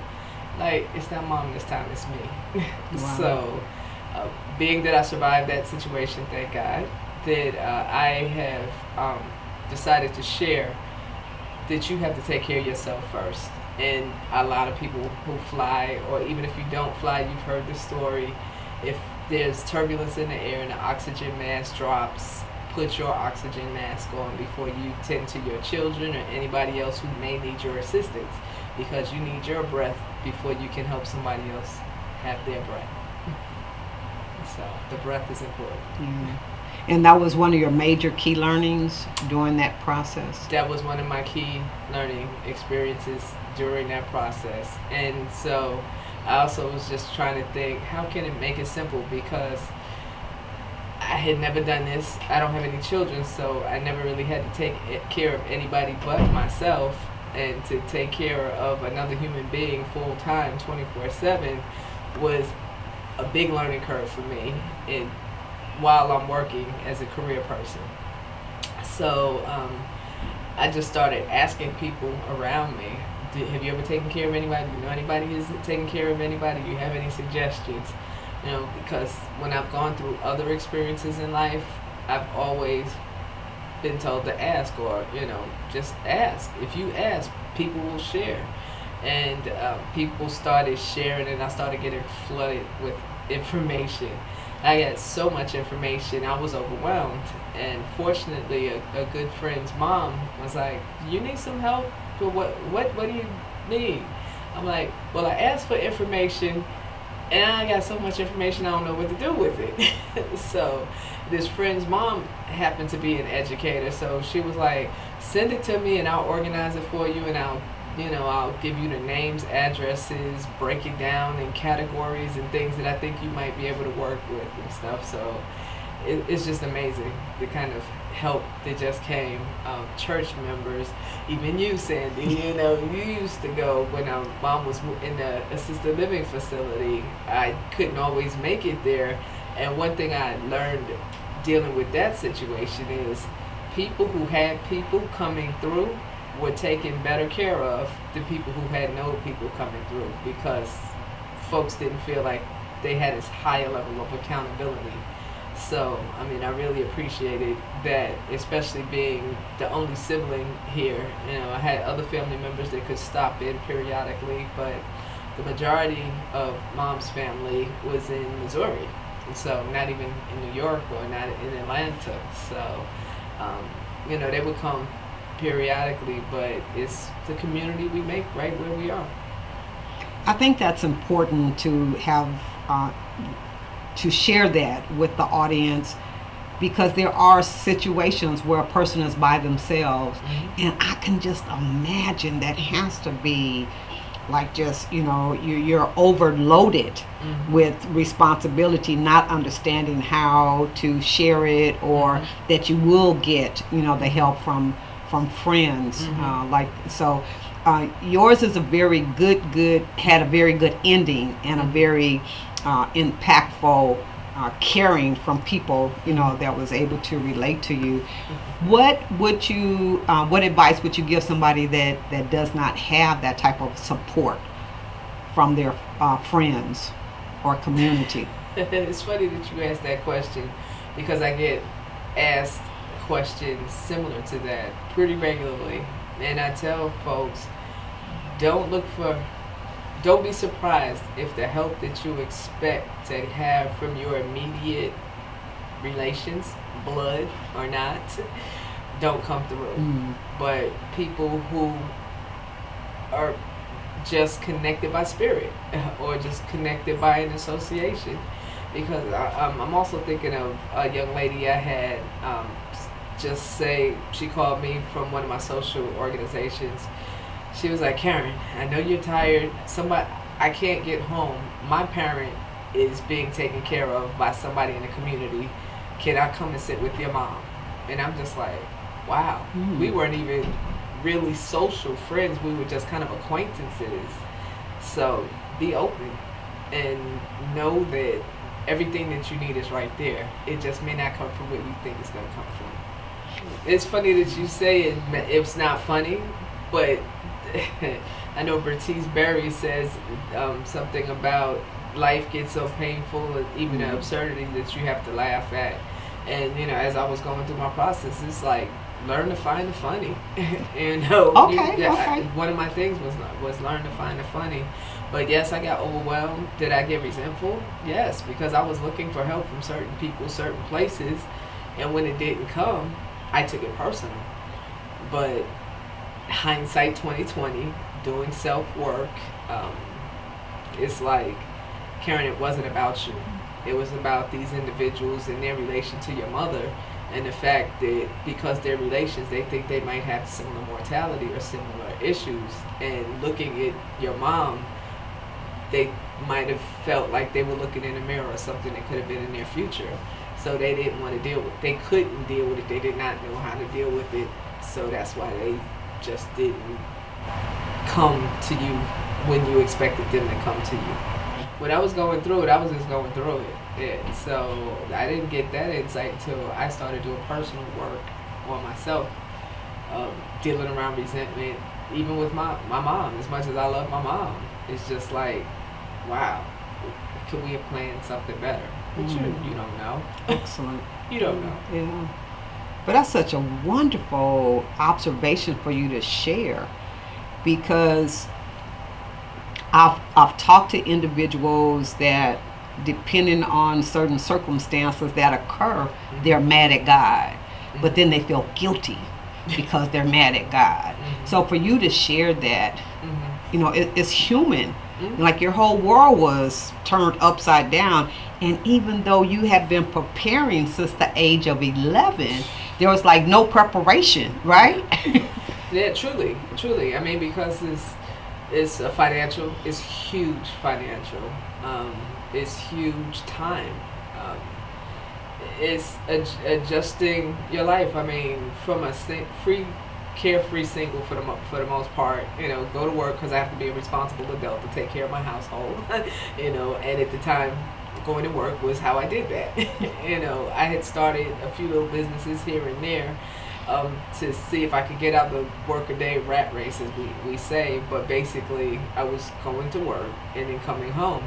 And when I started taking care of my mom, the full-time job I had came to an end. And so I was like, wow, I'm here to, mom needs more care. My schedule just freed up to provide that more care, but I still need to have some kind of income coming in. So I started looking for part-time jobs to kind of work with her schedule and stuff, because I still had to sustain not only myself, but then I also had to sustain her, because I kept her myself in my own home for the first like year and a half. I had this like 6 years, last 6 years of her life, she lived with me, and between me and then assisted living, when I just couldn't take it anymore. Physically, I couldn't do it anymore. Oh, I get it. Seriously, I mean, I understand that. And a number of years ago, as a supervisor at a telephone company in California, I had an employee, model employee, just very advanced in her knowledge of the job, was very professional, up for a promotion. And then she started missing work and missing work and missing work, where her mom was keeping her up at night because her mom would walk out the door. And yeah, and you know, she'd notice that the door was open and she'd have to go and look for her. I had to sit her down and say, there's a possibility you need to look for some help, for a facility that could house her. Otherwise, you're going to be without a job. Yeah. And without a job, you know, how are you going to continue? And so those are really, really important aspects of life when you're dealing with that caregiving situation. Definitely. Yeah. Definitely. I need a pause for a tissue. Sure. So we paused for a moment for Karen to collect herself, and so I'm asking her to share the emotional place where she went as we were discussing the caregiving of her mom. And so, Karen, if you feel good with it, I would like for you to address that to the audience. Well, it's been 8 years, September this year, because 2010, she made her transition, and yeah, it's amazing. I didn't understand the word depression. I just knew I wanted to sleep, wasn't really hungry, didn't really want to socialize, and Spirit brought a person in my life who happened to be a professional counselor. And I'm just like, wow, 3,000 miles away from my home, but we talked on the phone pretty regularly, and she's like, "You're depressed." I'm like, "I'm not depressed. I just don't want to eat, don't want to do this, don't want to do that." So she's like, "You got a doctor's appointment. Hey, when are you going to see your physician or something like that?" So I had a doctor's appointment coming up. I made a doctor's appointment. Had to take some like 10-question quiz. He said, "Yeah, you probably need to go talk to somebody." And I'm just like, wow. So, I mean, it's mom. She birthed me. I lived in her body for 9 months.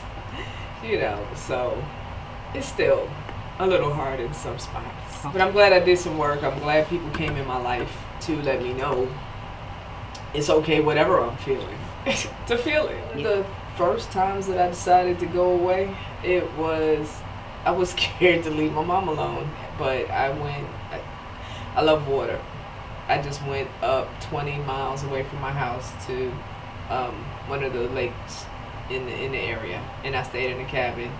And it just so happened my cell phone did not work, and which was wonderful. But I gave the help that I was paying to come into the house, gave them my backup cousin's number and another family member, and so they were trying to reach out because mom happened to walk out the door and lock the or the caregiver walked out and locked herself out the house.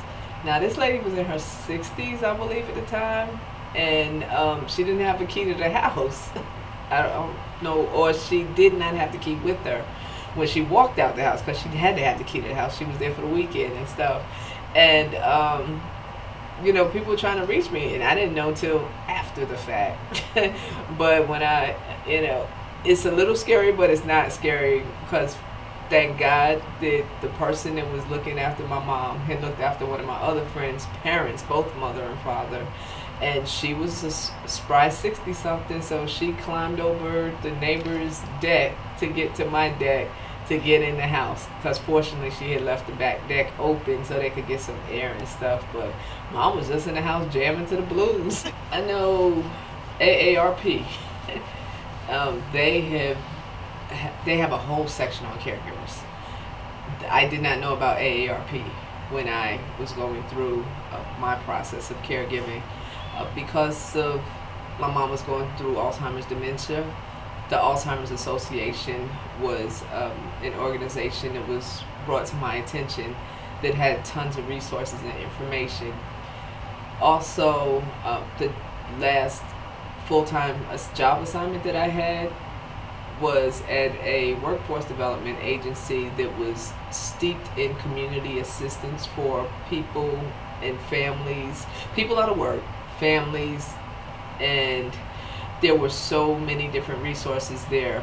The United Way 211 number, they have resources, and I found a lot of this information at the job that I was working.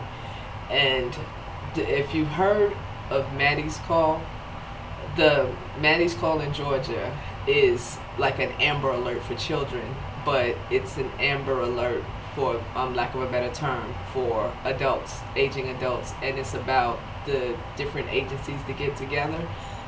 I worked with the daughter of Maddie, and so it's just like everything happens for a reason. I mean, even me just being at that particular organization at the time that I was working there, it wasn't necessarily something that I was directly looking for. I think it was one of my transitional jobs, I say, based on some of the different career directions that I've gone, because I've made a few dips and changes in career for my own sanity, and also just to fit my life and just to see what things were about.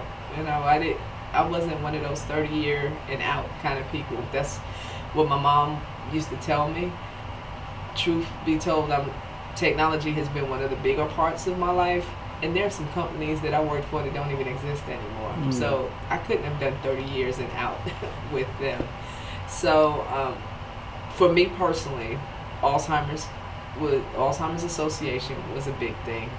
Now, from being an advocate for people who are caregivers, I recommend AARP. And then if the person that you're working with, the loved one that you're caring for, has anything going on. Just kind of look to see if there are supporting organizations for the situation that's happening in their life. Well, thank you very much. You are such a fantastic, loving daughter, and I know your mom is smiling down on you still. So thank you, Karen Kimbrough. Thank you, Sandy. It's been a pleasure.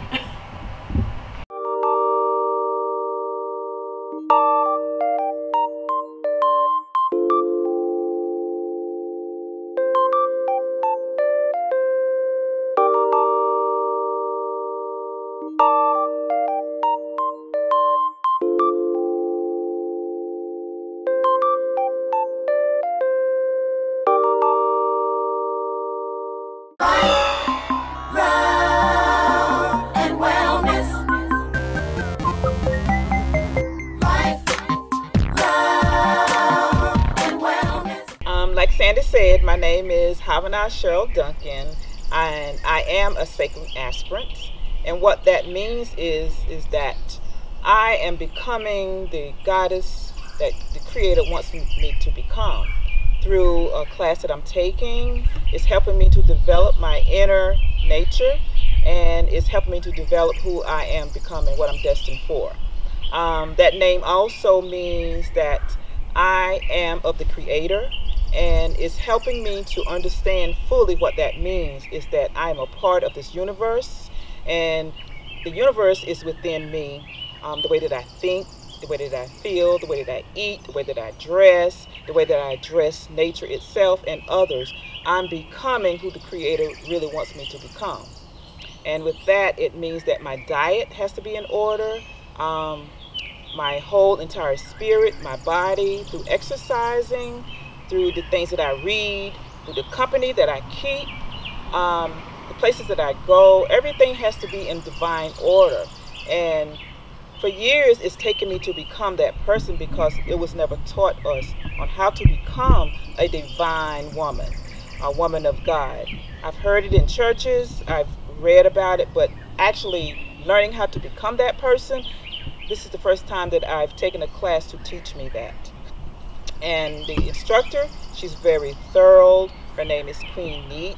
And I've been learning a lot from her and my sisters. I've been learning a lot from Sandy.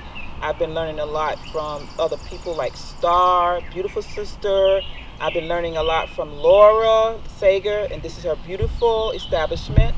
We're in her backyard, and we are learning how to cultivate herbs. My major goal is to teach young women how to be divine and how to learn how to become a divine sister.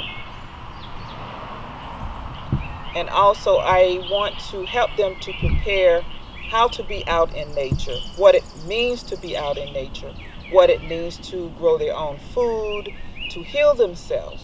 So my goal in life is to help them to learn how to be whole.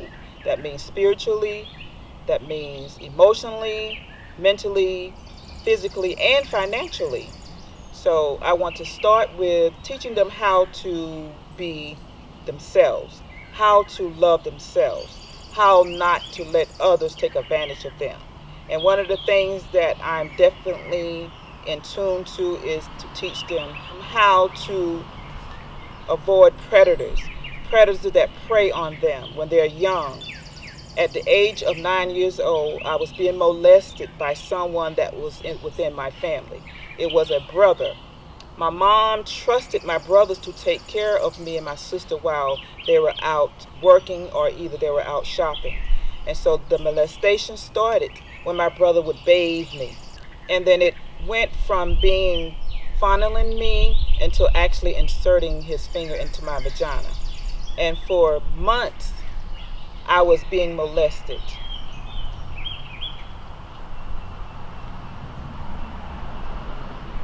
And I did not know how to tell anyone. I was actually afraid to even open my mouth because the word sex was not spoken in my household. It was like taboo. And as the molestation went on, It's just I became more and more afraid to talk about it. I was ashamed of it. I was scared. I was thinking that my body was nasty and I was not appreciated. It just made me become withdrawn. And so I found out years later that my sister was also being molested.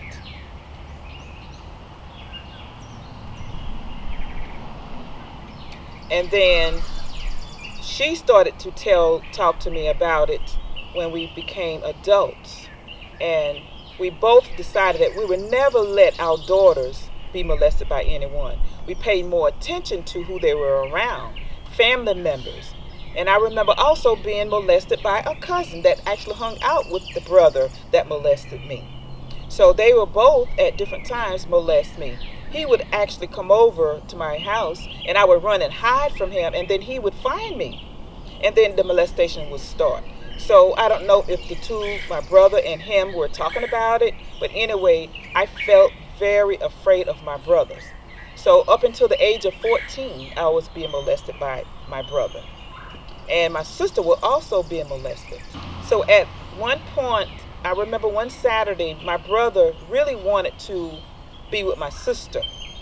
And because she was already developed with the breasts and she had the body, and he wanted her.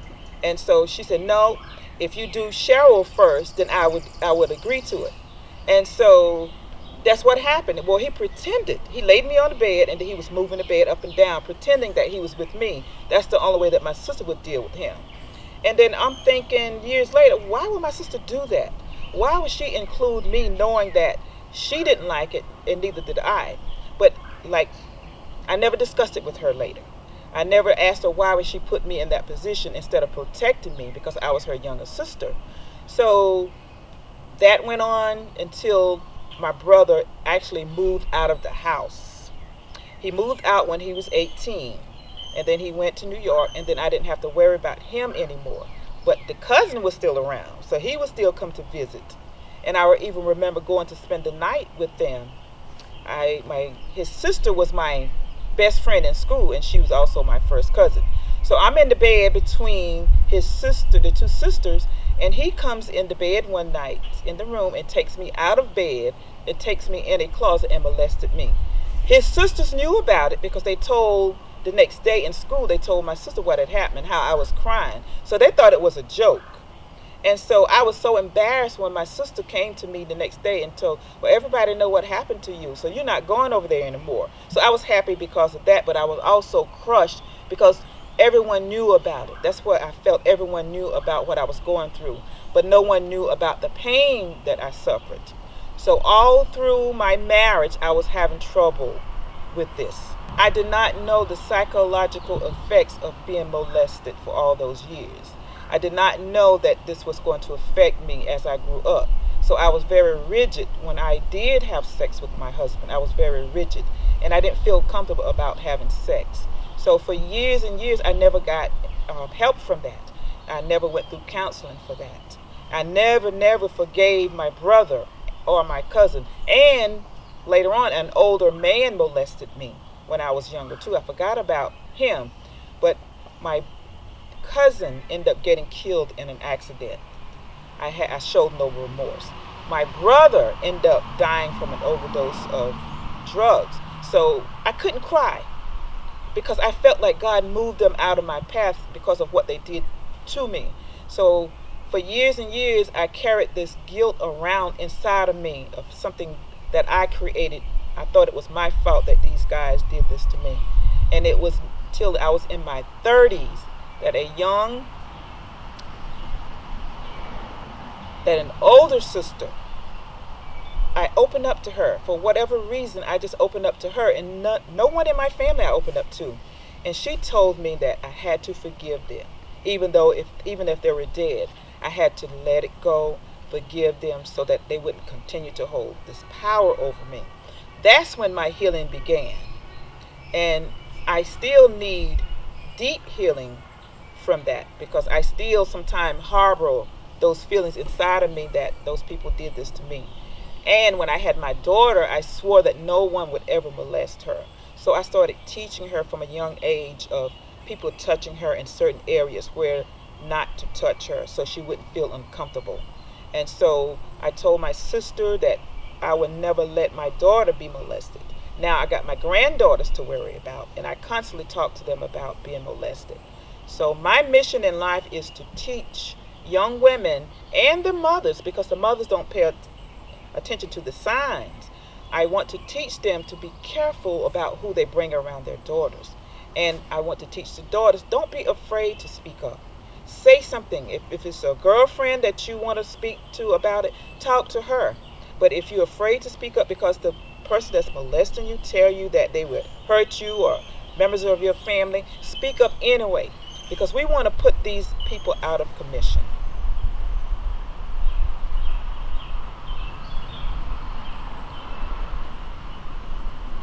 We want to make sure that no one ever molests another person. Not even your daughters. Your sons are being molested now. So we want to make sure that we're going to be teaching the sons and the daughters. But my mission is that I want to teach the young ladies how to look out for predators. Even in your teenage years, how to protect yourself from predators that are coming at you. And because they are physically stronger than you, we want to make sure that we can teach you different moves, different protection methods, self-defense mechanisms to help you develop your skills so that you can put someone down that's trying to harm you. And I also want to focus on the things that are attacking our young bodies, the young ladies at their bodies, because we are going through so many diseases among our young women are attracting. And it's not just the food, it's feminine products like your feminine napkins, what they're made of. They're made of toxins. They're made of paper that's been bleached white to make it appear that it's all pure and safe, but it's not. You got dioxin, which is a chemical that kills your body, chemistries, and it's causing these young ladies to have tumors. It's causing the body to be out of balance.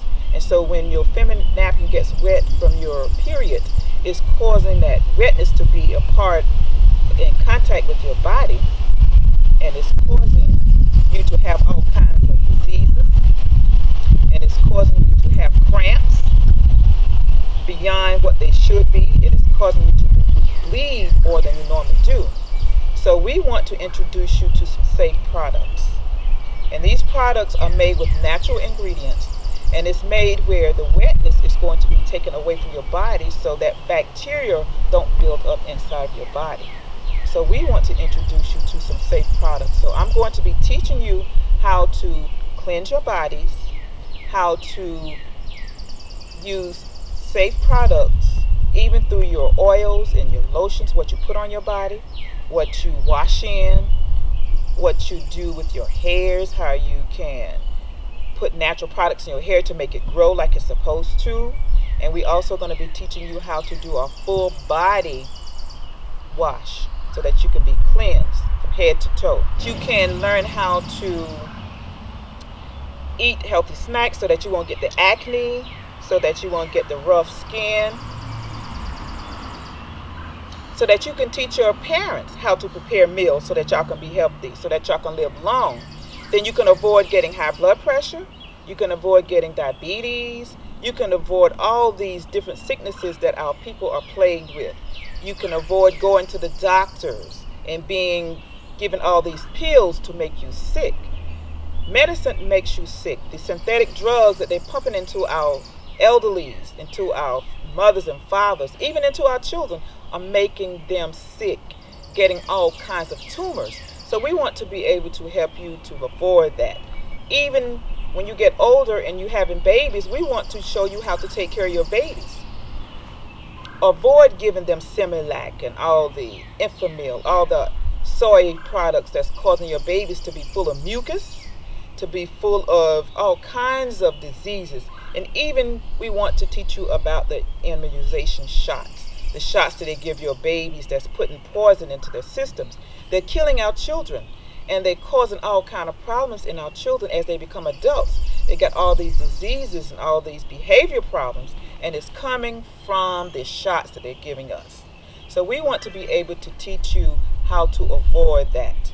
We want to get back into nature the way God intended for us to be healed through our medicines, our foods, our herbs. Those are our medicines. So we want to be able to teach you all of that and how to have a well-rounded relationship with yourself, with your mate, with your children, and with nature. To open up, because I was afraid, I was ashamed. I didn't want nobody to know that I went through that, because they would say something like, it's your fault, you allowed it to happen. But if you had parents that never discussed on how to take care or prevent this from happening, what you gonna do? We always heard that don't get pregnant. I never knew how to get pregnant. My parents didn't go into explaining stuff. When you have parents that got married at a very young age and their parents did not go into detail on how to take care of your bodies or even where babies even come from, it's like everything concerning sex or around sex is taboo, and it was never spoken in our household. So I guess it's automatically, you just don't talk about it. You become embarrassed to even say anything. I mean, even when I first started having sex, I did not know, how to even have sex. It was never explained to me. So being molested, I'm thinking that, maybe this is what life is supposed to be like. And I just never spoke about it. But I knew that it was very painful, and that no little girl should ever go through that. And the people who committed this crime on me should be punished severely. And that's what I felt like. God punished those people that hurt me when I was a kid. And I definitely don't want any other child going through what I went through. And it affected me through my adult life, all through my marriage. And even to this day, I still haven't got complete healing from that. It's still in the back of my mind, because when I hear about someone getting molested, those feelings could keep rushing back to me. But I have forgiven the people who've done that to me, but I will never forget it. The mentoring program that I would like to start, I want to address the women in the churches, because most of our women are in the churches. And I want to set up an organization with them so that I can start teaching. But I would have to get permission from the mothers on how to present this to their children. But at age 5, when children start to develop, that feeling, they want to know about their bodies. I want to be able to teach them. And I can work with a psychologist, which I have a sister-in-law in the family. She's a psychologist, and she's willing to be on board helping me to present the different age groups with the different girls, 5, 9, and then even teenagers, because a lot of our girls are being raped. College rape is real well known on the campuses, so we want to teach girls. The mentoring program will start with different ages, but I would love to start in the churches introducing what I plan to do so that I can get some help organizing the different classes for the young women. And then I'll be able to teach them different signs to look for, family members when they start to play with you, what to do, and then teach the parents what to look for, because our parents trust our young ladies too much with family members, and that's usually who it is, close friends and family members. So the mentoring program, it will start at age 5, and then it'll go up until even to teenage, and even in the 20s, because you got some ladies that are late bloomers and they don't know how to deal with relationships. Because guys, I've even known women to be raped in the armed forces, and they don't report it because they feel that nothing is going to be done about it. And usually it's not. They just move the young man from one barracks to the next barracks and nothing is done about it. So this has to be continuation of even in their 30s, because women are still being raped. So we need to teach them what to look for in the early stages of life. Well, thank you for a very powerful, enlightening interview, Havana, really reaching deep into your heart of hearts, forgiveness, and the experiences that you had as a young person that we know is all too commonplace in a lot of families. So thank you for being so open with us. In closing, knowing that this is a worldwide audience that we're serving with this webinar, is there any messages that you would like to leave with the audience? Wisdom, advice, suggestions, key nugget, or whatever you would like to share in a summary statement. Yes, I would like to leave with the young mothers especially. Pay close attention to your daughters and your sons because they can't communicate to what's going on with them.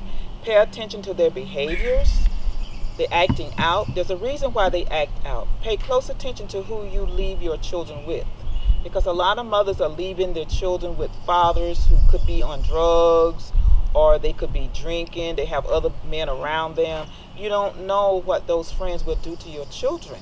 And it's not just the daughters, it's the sons as well.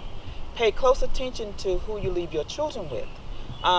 Learn to talk to them about their bodies. Introduce them to their body parts because a lot of young women don't take time to teach the children about safety and what they're supposed to look for when someone who's touching you, different, parts of your body. Pay close attention. Teach them. If you need to go to the library or just look it up on the web on how to teach your children about their body parts, how to talk to them, and how to notice early signs of being abused. And, listen to them. Don't take for granted that they don't know what they're talking about. They can tell you, oh, mom, this hurts, or somebody touched me. Don't just dismiss this and think that they're lying. They're not lying. They're actually trying to tell you something. So pay attention. I love you all. I thank you, Sandy, for this interview, my first public interview. I love what she's doing with everything. She's such a well-rounded person. She's bringing good topics to the world, and I love her. Just listen to everything that's being talked about on the shows that she presents, and you will grow. You definitely will grow. You grow in love and wisdom. Thank you. Thank you.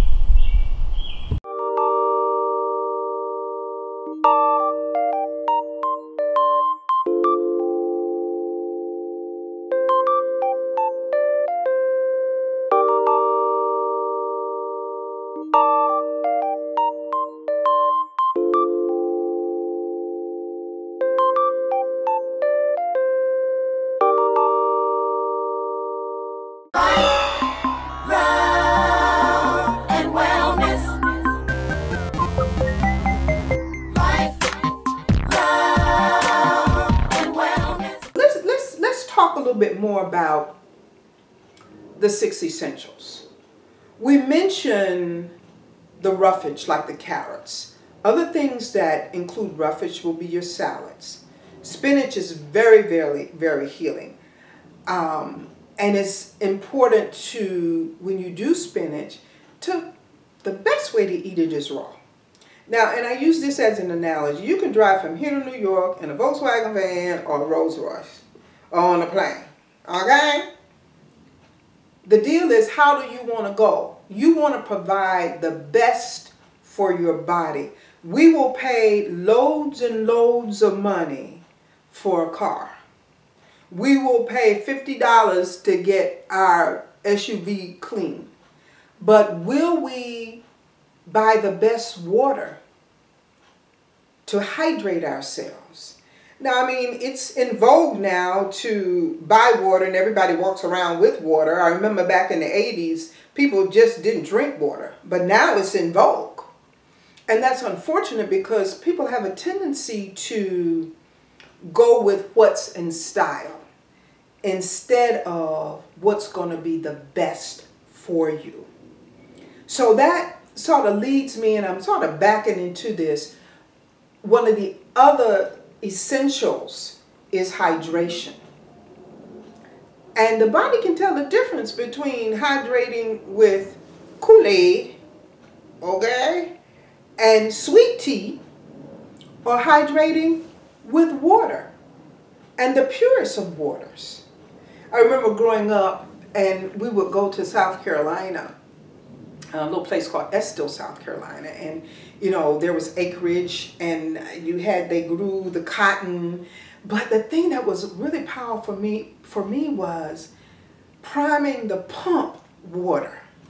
And there was always a glass sitting on the side with some water, so you would pour the water in the pump, and then you would pump it, pop, pop, and then this cold, crystal clear water would come out. And as a child, I remember just turning my head and just letting that water just run into my mouth and all down, and it was just so pure. But it came from deep down within the earth. Whereas now, some water that's being sold to us is coming from underneath the parking lot. And if you're drinking water out of the sink, that's water supposedly that has been purified from where we wash clothes and flush commodes and done all those kinds of things. Now, granted, it's relative. Don't get me wrong, y'all. Don't twist my words. But again, you want to drive from here to New York, you want to be in the best condition. So as you live your life, you want to live your life the best. And so what? You pay $3 for a gallon of water. So when you drink it, you can say, oh, this is so good. Just like when you sit up in that Benz or that Beamer and you driving and it's got a new smell to it, and you be like, yeah, I'm it. Well, be it with your health. So hydration is important. So let's ask the question, how much hydration should I drink? Because it goes back to the person telling you, well, I had water, and you ask them and they say, well, I had a glass this morning or last night. How much should you drink? Some researchers say you should drink, if you're 200 pounds, you should drink 100 ounces of water. Okay, if that rides your boat, then do that.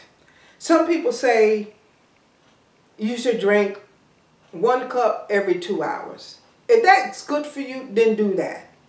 Some people say you should drink enough so each time you urinate, your urine is clear. But I can bet your sweet bippy, if you drink each time you urinate, you'll be drinking quite a bit of water. You can go without almost anything except for water. You can look at a person and tell if they're dehydrated. I teach a phlebotomy class, and we teach the students how to identify dehydration so you can make a determination whether or not you're going to be able to access that vein and get blood out of it. Because if it's not plump and it's not bouncing like a trampoline, then you can't. Same with the skin turgor. If you pull it up and then it just stays up, then you know that you're not getting enough water. If your lips are dry, you're not getting enough water. If you confused it, you just go drink some water. I went through a little healing crisis myself. I didn't feel well. And my folks were reminding me, drink water. Drink more water. And I was drinking, but not enough. So even when you looking at you're going to be detoxing, you need to increase your water. What does that mean? If I'm used to drinking 5 glasses of water a day, then I need to increase it at least to 8 or 10. Because if I'm taking the herbs or the foods to help detoxify me, then I want to go ahead and clean things out. That's just like a cesspool, or if you got a river with stagnant water. I mean, everything dies in it. But when the rain comes and brings the water, then things just flow and move right along. So the same thing happens in our bodies with that water piece. And if we want to stay young looking, and if we want to lose weight, the more water we drink, the better it is. Particularly if you're drinking that water prior to eating. Okay, an hour prior to eating would be best, but that's the best thing to do. So now, we've looked at what? The roughage with the carrots. We've looked at hydration. And we can keep talking about water and the kinds of water and alkaline water. It don't matter. Just start drinking the water and, you know, doubling up what you're drinking. Now, of course, if you have congestive heart failure, then that's something that you got to be real careful with. If you are end-stage renal disease, you can't load up because those systems are now broken down, which really comes from, especially end-stage renal disease, from problems like diabetes or not drinking water from the beginning anyway. And now you don't want to drink water because I don't like water. Now you end-stage renal disease and you want water and you can have only a little bit. How ironic is that? It's the craziest thing in the world. So again, the roughage, the hydration. Let's talk about some bulk. Because when we talk about bulk, bulk is what? It comes up, swells up. Things that are bulky can be your salads as well. They can be things like Metamucil, which is heavy duty on the market. And all it is psyllium seed husk powder. But the thing about psyllium seed husk powder is that it swells. Metamucil swells. So when you put it in that water, it's going to swell up. And it can constipate you if you don't drink enough water. So here we go. Back to the water again. So bulk up with your vegetables. Bulk up with a little psyllium seed husk powder. You can even bulk up with a little chia if you choose, you want to do that, which is very, very powerful. You can bulk up with a little flax seeds if you want to. And flax is just really important. And chia is important as well. So bulking agents through the foods, roughage through the foods. And I want to say a little something else about one of my favorite foods, which is actually a fruit. And that's okra. Okra, my God, I know it's from another planet. I just know it's from another planet. Because it has the seeds, it has the lubrication, and it's got the bulking energy. You know, if I end up not emptying like I want, all I got to do is cut up me some okra, put a little olive oil, some cayenne pepper on there, and I'm telling you the truth, I'm good to go. Watch out, bathroom. You understand? So okra, most people don't like it. They like the okra and tomatoes. That's fine because both of them are fruits. If that's what you want to do that. And for the slime, just saute a little bit and put you maybe a teaspoon of vinegar in that okra, and then it won't be as slimy. You understand? Or try it raw. You don't know how it may taste. And you know, nothing from nothing needs nothing. So if you don't want to try nothing, then you get nothing. And you know, it's so interesting. What we don't know that we don't know that we don't know is what generally keeps us all stuck. And we keep doing the same thing. So it flows us into a very addictive pattern. So, you know, we could talk about food addiction, but we ain't talking about that right now. But the okra will help to clear and cleanse, and it's got even the lubricating and the bulking and the roughage piece. So, again, the carrots, the hydration, the bulking, we talk about the okra, a few sentences here. But let's talk about lubrication. Okra heads it. I mean, that slime that we call slime. We don't like okra because it's slimy, but it helps to lubricate the colon, and the colon loves that lubrication because now what happens? Things just slide out, and it's easy. So instead of you sitting there and you straining for 30 minutes, you sit down. Bam, bam.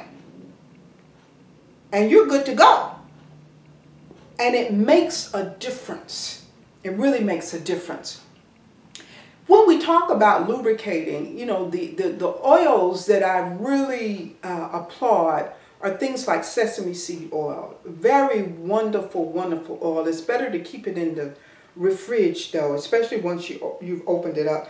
And it's a wonderful lubricant for the skin. So you can saute a little oil, saute your vegetables in a little sesame seed oil, of course olive oil, grapeseed oil. Now things like your canola oil, we want to stay away from that. You know, that's not going to take you to New York in a Rolls Royce. Okay? You'd have to walk on some pebbles. You understand? So olive oil is very, very good for you. The grapeseed oil, I love. The sesame seed oil, I love. And just, you know, experiment with the different oils. You know, I've even tried taking some of the bean sprouts, the ones that sprout just a little bit with the beans themselves, and get a spicy sesame seed oil that has chili peppers, and it's got a little kick on it.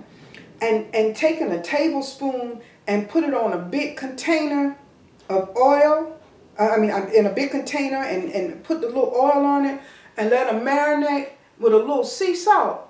Oh my God. It's like caviar.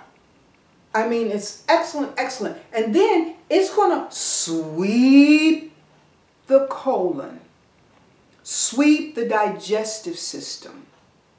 Very important for us to begin to use our foods as medicines. Very powerful. Because every pharmaceutical that comes up, you can bet that the pharmacists, the pharmaceutical companies, studied what's out in nature to come up with something that is inorganic, that is not going to be broken down in the body, that suppresses symptoms. So learning to go to your herbs, your foods, your fruits, your vegetables is of utmost importance. So that gives you an example of lubricating the colon. Will make a difference. Our next two items are more mental and discipline. So we're talking about exercise. When you go out and you exercise, then you're going to be able to release better. You can release much, much better when you're exercising. When you go out and walk, or you want to do some crunches, or you want to just deep breathe. This will help your core to get massaged, then it feels like it's being loved. Will make a difference. The last item is the mental work. Forgiveness and visualizing the colon being healthy. You know, we forget about that, the colon being healthy. We don't think that we need to do that kind of work. When you're constipated, then just, you know, think about releasing, because you're actually releasing emotional stuff as well from the foods that you really ate, particularly if you're overweight and you have OCD and all other kinds of things. It's releasing and forgiveness that will make a difference with how your colon and your digestive system function. And as I wrap up in closing, the one thing that I would want to share with you, begin to do some journaling, particularly with my females and those of us who have had challenges with obesity.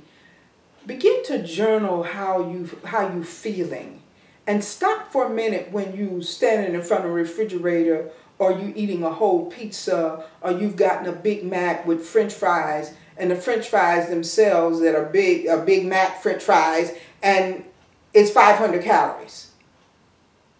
What are you looking for? Because you're not going to find it in the food. So you got to learn to stop a minute and give some thought to what's really going on with you, and journaling your feelings. So that'll bring it up and out of you instead of it being stuck in the core. You know, I at one time was 280 pounds. Oh yeah. And at that time I was dealing with a lot of emotional, mental kinds of things. And then one day I caught myself standing front of the refrigerator just gorging myself. Oh my God. And I got bigger and bigger and bigger and bigger and bigger until I was able to, at the end of that day, look at myself and say, okay, what are you trying to feed? And what are you not really looking at with yourself, within yourself? So that's something that I would encourage you all to do, because it's not only the women who are obese. You know, we've got brothers that are obese. And it leads to a whole lot of other problems that can be eradicated. The research out now is even telling those people who are not diabetics to begin to eat like they're diabetics. So you have your plate and you got your vegetable, you got your salad, you got your protein and a carb. And everything should be about the size of your palm. And if you sat down and you stop talking and stop watching television and chew each bite, try to chew it 50 times instead of gulping it down, because you haven't even got your chance for your brain to catch up with what you're eating. Try that. My uncle is 80 years old.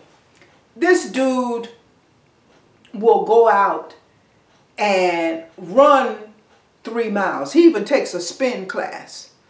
But one of the things that I learned from observing my uncle, he never goes back for seconds. Never, ever, ever, ever, ever. He does his serving. He's been doing that as long as I can remember. Serving sizes. Even when he goes out to eat, he doesn't believe in overeating. So that's another words of wisdom for us to begin to look at. And instead of food controlling you, you get in harmony with how the food works and understand that eating is a science. And you want to eat to be healthy, not to suppress your feelings. And I wish you the best with whatever you do in terms of your health. And it's marvelous to be able to talk about a passion that I have had for 30 some years. When I began doing colon health, my son was actually crawling on the floor. I think he may have been 18 months. He was 33 this year. So I applaud him as well. And for those of you who are working on your health, just keep working. You ain't gonna never stop.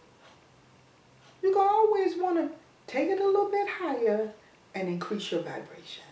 Give thanks. Thank you so much, Nurse Deborah Rouser. You have explained in so much useful information the workings and what goes on within our bodies, and a lot of times we don't have the discussion, so thank you for making it so plain for us. We truly appreciate you. Thank you for the honor.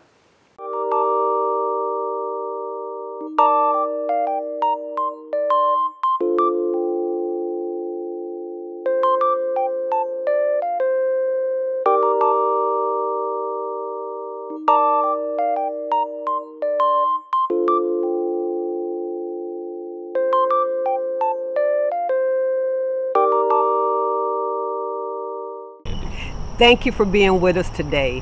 And we know that you enjoyed our awesome, incredible speakers. And we certainly appreciate you as being a part of this groundbreaking historic event. And so we invite you to tomorrow perhaps invite a couple of more of your friends over, or how about at your church or your synagogue or your mosque, invite people and have a viewing party so that you can have a discussion afterwards. And so we look forward to being with you tomorrow with another group, anywhere from 5 to 7 incredible individuals that's going to share of their expertise. their love, their passion. Because you know, our speakers cover a wide variety of subjects, and it's things that you can immediately put into effect in your life. So thank you for being with us. We'll see you tomorrow. Bye.